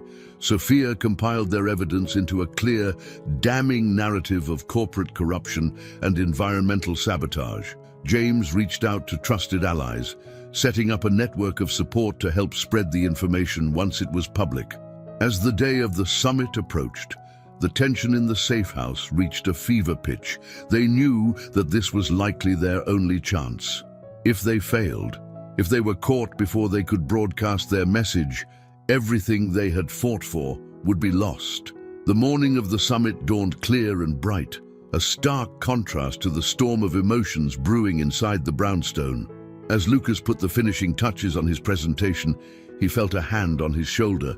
He looked up to see both of his parents standing there, their faces a mix of pride and concern. "Whatever happens today," Sophia said softly, "know that we love you, and we're so proud of the man you've become." James nodded in agreement. "You're braver and stronger than I ever was at your age. No matter how this plays out, you've already accomplished something extraordinary." Lucas felt a lump form in his throat. He stood, pulling both of his parents into a tight embrace. For a moment, they stood there, a family united in the face of overwhelming odds. The moment was broken by a knock at the door. Their FBI handlers had arrived to escort them to the summit.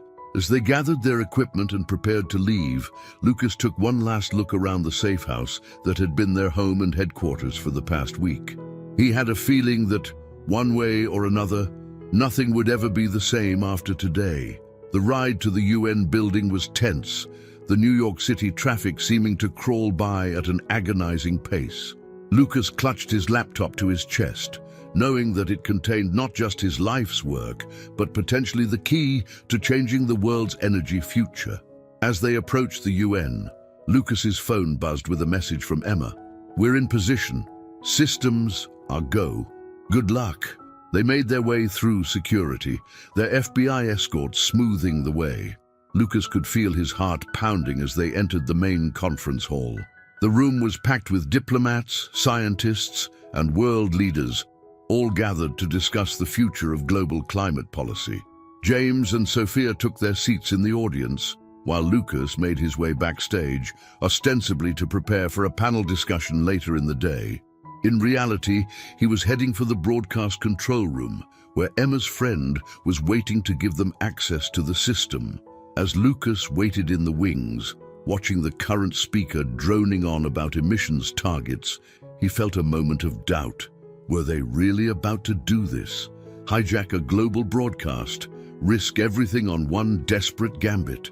But then he thought of everything they had been through, of the corruption and greed that threatened not just their work, but the very future of the planet. He thought of his parents, who had come together and fought so hard to give him this chance, and he knew that this was the right thing to do. At exactly 2:15 p.m., as planned, the main broadcast feed cut out. For a moment, there was confusion in the hall. Then Lucas's face appeared on the giant screens, his voice echoing through the speakers. "Ladies and gentlemen," he began, his voice steady despite his racing heart. "I apologize for the interruption, but what I'm about to show you is too important to wait. My name is Lucas Mitchell, and I'm here to expose a global conspiracy that threatens not just the future of clean energy, but the very fate of our planet." As Lucas launched into his presentation, laying out the evidence of corruption and showcasing his breakthrough technology, he could see the shock and disbelief rippling through the audience. In the control room, Emma and her friend worked frantically to keep the broadcast going, fighting off attempts to cut the feed. James and Sophia watched from the audience, their hearts swelling with pride as their son stood tall in the face of overwhelming odds. They could see security personnel starting to move towards the stage, but it was too late. The truth was out there, broadcast to millions around the world. As Lucas concluded his presentation, the feed suddenly cut out. The main lights in the hall came up and chaos erupted. Journalists were on their feet, shouting questions. Diplomats huddled in urgent conversation. And through it all, Lucas stood on the stage, a beacon of truth in a storm of confusion and disbelief. As security personnel surrounded him, Lucas caught sight of his parents making their way towards the stage. James's face was set in a determined expression, while Sophia already had her phone out, no doubt calling in every legal favor she had. In that moment, as the world around him exploded into action, Lucas felt a sense of calm settle over him. They had done it. They had taken their shot, laid everything on the line for what they believed in. Whatever came next, arrests, trials, global energy revolutions, they would face it together as a family. The Carter-Mitchell family had started this journey fractured and alone. But now, standing united in the eye of the storm they had created, they were stronger than ever. And as Lucas was led off the stage, his parents falling into step beside him, he knew that this was just the beginning of a new chapter, not just for them, but for the entire world. The world seemed to hold its breath in the days following Lucas's dramatic revelation at the UN Climate Summit. The Carter-Mitchell family found themselves at the center of a global storm. Their names and faces splashed across every news outlet and social media platform. The aftermath of their bold move was a whirlwind of legal battles, media scrutiny, and public debate that threatened to tear them apart even as it brought them closer together. Lucas sat in a small, windowless room in the FBI field office in New York City, his fingers drumming nervously on the metal table before him. It had been 3 days since the broadcast, and he had spent most of that time being questioned by various government agencies. The door opened, and Sophia walked in, her face showing the strain of sleepless nights and constant legal maneuvering. "How are you holding up, sweetheart?" she asked, taking a seat next to him. Lucas managed a weak smile. "I'm okay, just tired." "How's Dad?" Sophia sighed, running a hand through her hair. "He's still in meetings with the SEC. They're going over every decision he's made at Carter Enterprises with a fine-tooth comb, but he's hanging in there." As they sat in companionable silence, both lost in thought, the door opened again. An FBI agent entered, followed by a stern-looking woman in a crisp suit. "Mr. Mitchell, Ms. Mitchell," the agent said. "This is Samantha Reeves from the Department of Justice. She'd like to speak with you." Lucas felt his heart rate quicken. This was it, the moment that would determine their fate. Would they be hailed as whistleblowers or condemned as criminals? Samantha took a seat across from them, her face unreadable. "I'll get straight to the point," she said, her voice clipped and professional. "The evidence you've presented is compelling. We've been conducting our own investigation, and it corroborates much of what you've claimed." Lucas and Sophia exchanged a look of cautious hope. Samantha continued, "However, the manner in which you chose to release this information has created some complications. Hijacking a UN broadcast isn't exactly standard whistleblowing procedure." Sophia leaned forward, her lawyer instincts kicking in. "Now, given the extent of the corruption we uncovered and the attempts to silence us, we felt we had no other choice. Surely, the importance of the information outweighs the unorthodox method of its release." Samantha's expression softened slightly. "That's the argument many are making. The public response has been overwhelming. People are demanding action, not just against the corporations involved, but in support of your clean energy technology." Lucas felt a glimmer of hope. "So what happens now?" "Now," Samantha said, "we negotiate. The DOJ is prepared to offer you a deal. In exchange for your full cooperation in our ongoing investigation, we're willing to grant you immunity from prosecution for the broadcast incident." As Sophia began to discuss the terms of the deal with Samantha, Lucas felt a weight lift from his shoulders. They weren't out of the woods yet, but for the first time in days, he could see a path forward. Across town, in the imposing offices of Carter Enterprises, James Carter stood at the window, looking out over the New York skyline. The past few days had aged him, lines of worry etched deep into his face. But there was also a fire in his eyes, a determination that hadn't been there before. A knock at the door interrupted his thoughts. "Come in," he called. Thomas entered, looking haggard but resolute. "The board meeting is about to start, sir. Are you ready?" James nodded, straightening his tie. "As ready as I'll ever be. Let's go face the music." The boardroom was tense as James took his seat at the head of the table. The other board members watched him warily, a mix of anger, fear, and grudging respect in their eyes. "Gentlemen," James began, his voice steady, "I know the past few days have been tumultuous, but I stand by the actions of my son and our family. What we uncovered was too important to ignore, too dangerous to keep hidden. One of the older board members, a man named Harrison, spoke up. "James, you've put this company in an impossible position. Our stock is in freefall. We're facing multiple investigations, and our reputation is in tatters. How do you propose we move forward from this?" James leaned forward, his eyes blazing with the same passion he'd seen in Lucas during the broadcast. "We move forward by embracing the truth, by acknowledging our past mistakes, and committing ourselves fully to the clean energy future that Lucas has made possible." He stood, pacing the room as he spoke. "Gentlemen, we have a choice. We can try to weather this storm by denying and deflecting, or we can seize this opportunity to remake Carter Enterprises into a leader in sustainable technology. I know which path I intend to take. The question is, are you with me?" As James laid out his vision for the company's future, he could see the mood in the room begin to shift. The anger and fear were still there, but now there was also a spark of excitement, a glimmer of hope for what they could achieve. By the time the meeting ended, James had secured the board's tentative support for his plan. It wouldn't be easy. They would face intense scrutiny and numerous challenges in the months ahead, but they had a chance to turn this crisis into an opportunity. As James left the boardroom, his phone buzzed with a message from Sophia. "Deal with DOJ in place. Lucas is free to go. Meet us at home." James felt a surge of relief and love. After everything they had been through, they were still standing, still fighting. He quickly replied, "On my way. Tell Lucas I'm proud of him, of both of you."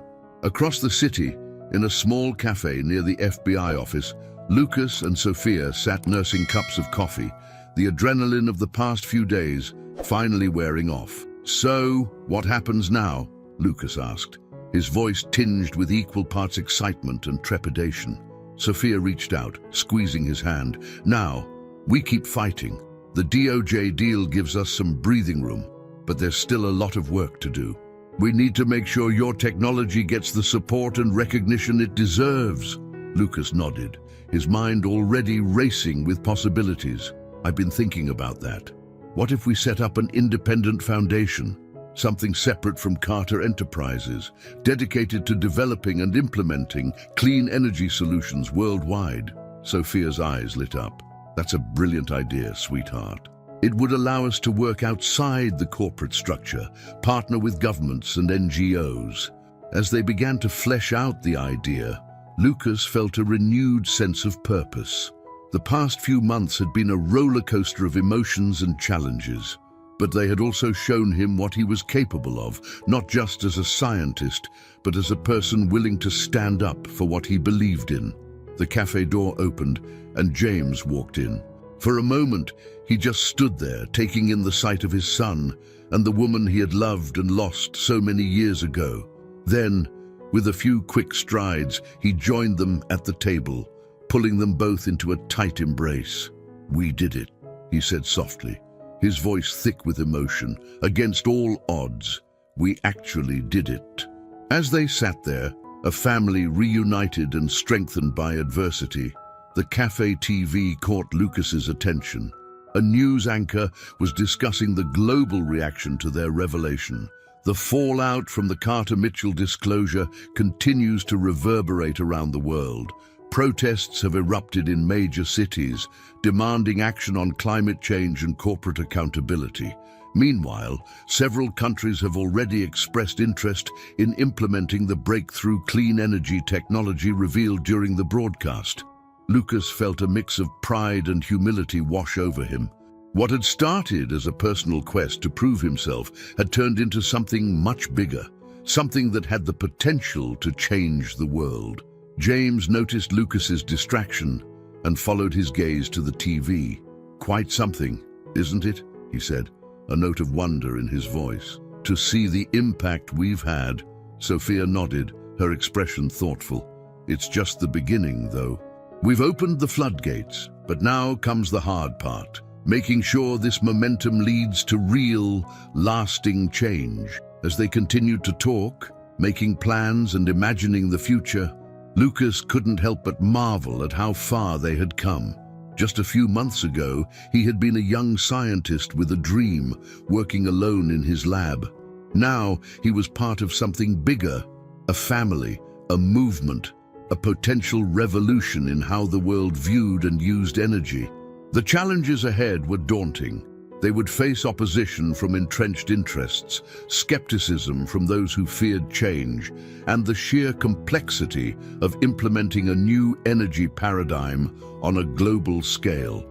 But as Lucas looked at his parents, saw the determination in their eyes, and felt the strength of their support, he knew that they could face anything together.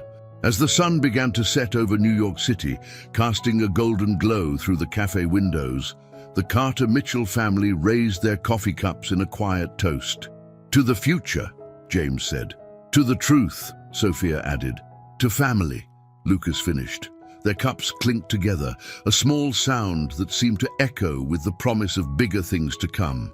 The world outside was changing, in part because of their actions. But in that moment, in the warm glow of the cafe and the love of his family, Lucas knew that no matter what challenges lay ahead, they would face them together. The journey that had begun with a young man's quest for recognition had transformed into something far greater, a family reunited, a world on the brink of change, and a future bright with possibility. As they left the cafe and stepped out into the New York evening, Lucas, James, and Sophia walked arm in arm, ready to face whatever came next as a united front. The city stretched out before them, a tapestry of lights and possibilities. And somewhere in that urban jungle, the future they had fought so hard for was waiting to be built, one step at a time. The early morning sun cast a golden glow over New York City as Lucas Mitchell stood at the podium, his heart racing with a mixture of excitement and nervousness. It had been 6 months since the dramatic revelation at the UN Climate Summit, and the world had changed in ways he could never have imagined. The grand opening of the Carter Mitchell Clean Energy Foundation headquarters was a testament to how far they had come. The sleek, solar-powered building stood as a beacon of hope and innovation in the heart of Manhattan, its very structure a showcase for the technologies they were working to implement worldwide. As Lucas looked out over the sea of faces, journalists, politicians, scientists, and supporters from around the globe, he caught sight of his parents in the front row. James and Sophia sat side by side, their hands clasped together, pride shining in their eyes. The sight gave Lucas the courage he needed to begin his speech. "Ladies and gentlemen," he began, his voice steady and clear, "6 months ago, we stood before the world and made a promise to fight for a cleaner, more sustainable future, a promise to challenge the status quo and push the boundaries of what's possible in clean energy technology. Today, as we open the doors of this foundation, we reaffirm that promise and take the next step on our journey towards a brighter tomorrow." As Lucas continued his speech, outlining the foundation's goals and the progress they had already made, he couldn't help but reflect on the whirlwind of events that had led to this moment. The months following their revelation had been challenging, to say the least. They had faced legal battles, smear campaigns, and attempts to discredit their work. But they had also found allies in unexpected places, environmental groups, forward-thinking politicians, and even some former rivals who recognized the potential of their technology. James had undergone a transformation of his own. After stepping down as CEO of Carter Enterprises to focus on the foundation, he had thrown himself into the work with a passion that surprised even those who knew him best. His business acumen and connections proved invaluable as they navigated the complex world of international energy policy and corporate partnerships. Sophia had become the foundation's legal backbone, working tirelessly to protect their intellectual property and ensure that their technology would be used for the benefit of all, not just those who could afford it. Her expertise in environmental law and her unwavering commitment to justice had already led to groundbreaking legal frameworks for the implementation of clean energy solutions in developing nations. As for Lucas, He had found himself thrust into a role he never expected, not just a scientist, but a public figure, a symbol of innovation and hope for a new generation. It was a responsibility that weighed heavily on him at times, but one that he embraced with the same determination that had driven him throughout his life. But this foundation is about more than just technology, Lucas continued, his voice gaining strength as he spoke. It's about people. It's about creating a future where clean, sustainable energy is not a luxury, but a fundamental right for every person on this planet. He gestured to the diverse group of young scientists and engineers seated near the front. That's why we've established the Next Generation Initiative to nurture and support the brilliant minds who will carry this work forward. Because the challenges we face are too great and the opportunities too vast for any one person or organization to tackle alone.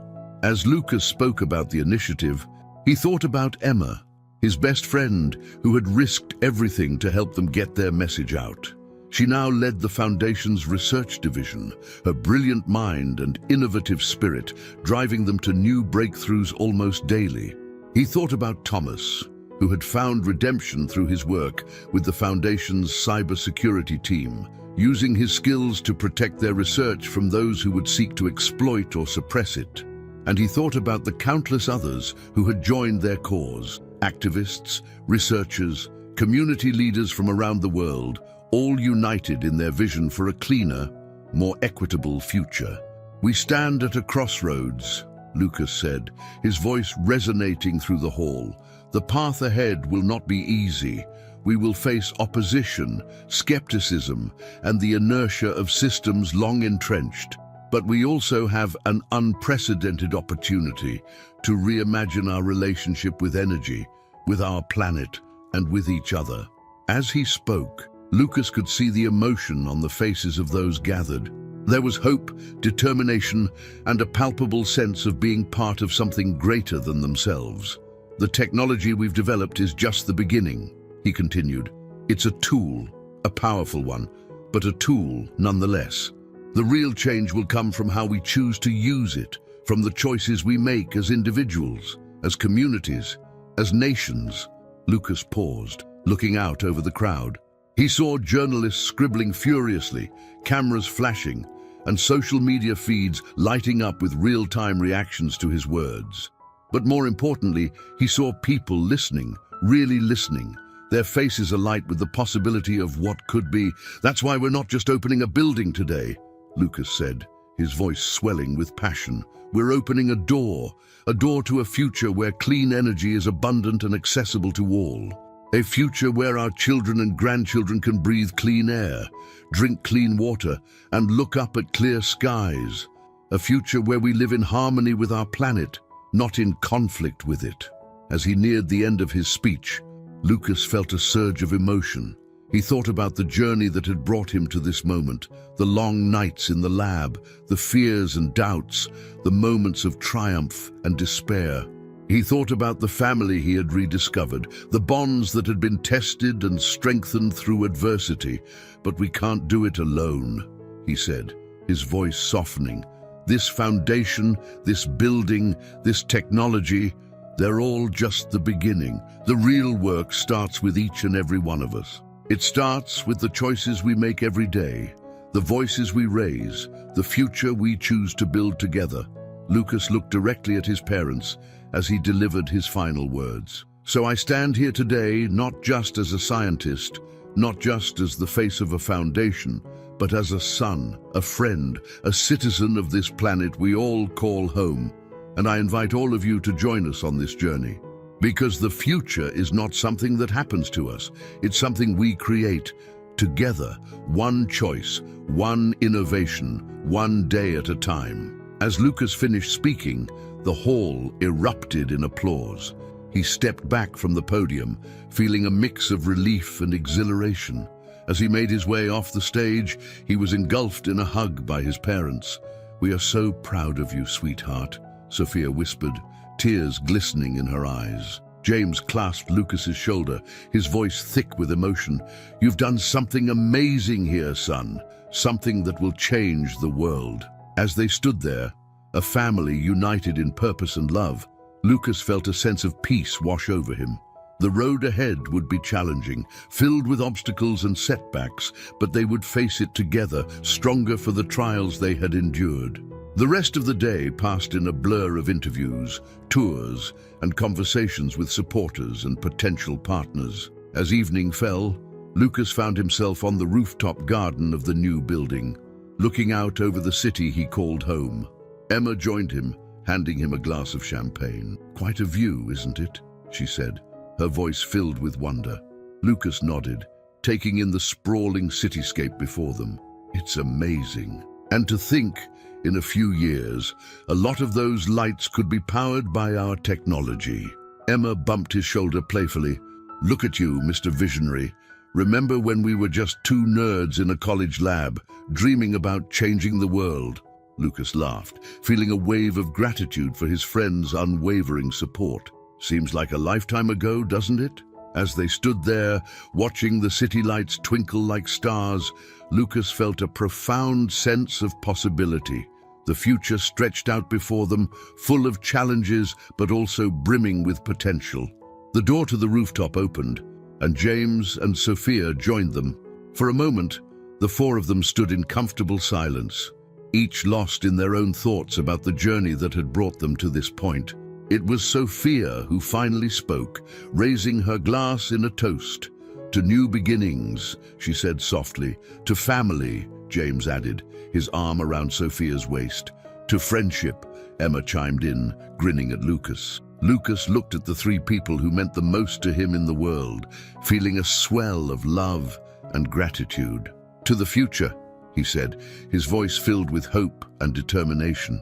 As their glasses clinked together, Lucas knew that whatever challenges lay ahead, they would face them together. They had already overcome so much: betrayal, separation, corporate espionage, and global conspiracies. But through it all, they had found each other, had rediscovered the strength that comes from family, friendship, and shared purpose. The New York City night stretched out before them, a canvas of endless possibilities. And as Lucas stood there, surrounded by the people he loved, he felt ready for whatever the future might bring. The journey that had begun with a young man's quest for recognition had transformed into something far greater, a mission to change the world, one innovation at a time. As they turned to head back inside, ready to face the next chapter of their adventure, Lucas took one last look at the city below. Somewhere out there, the future they had fought so hard for was waiting to be built, and they were ready to lead the way together. The door closed behind them, but the story was far from over. It was, in many ways, just beginning. The Carter Mitchell family, once fractured and lost, had found their way back to each other. And in doing so, they had set in motion a chain of events that would ripple out across the world, changing lives and shaping the future in ways they could only begin to imagine. As the lights of the Carter Mitchell Clean Energy Foundation building shone out over the city, a beacon of hope and innovation, the stage was set for the next great adventure. The world was changing, and they were at the forefront of that change, ready to face whatever challenges and triumphs lay ahead, united in love, purpose, and the unshakable belief that together they could make a difference. The end of this chapter was just the beginning of a new and exciting journey, not just for the Carter Mitchell family, but for the world they were working to change. And as the New York night embraced them, the future had never looked brighter. I hope you enjoyed today's story. Subscribe to the channel so you don't miss more stories like this. Leave a like and comment below what you thought of the story. See you in the next video.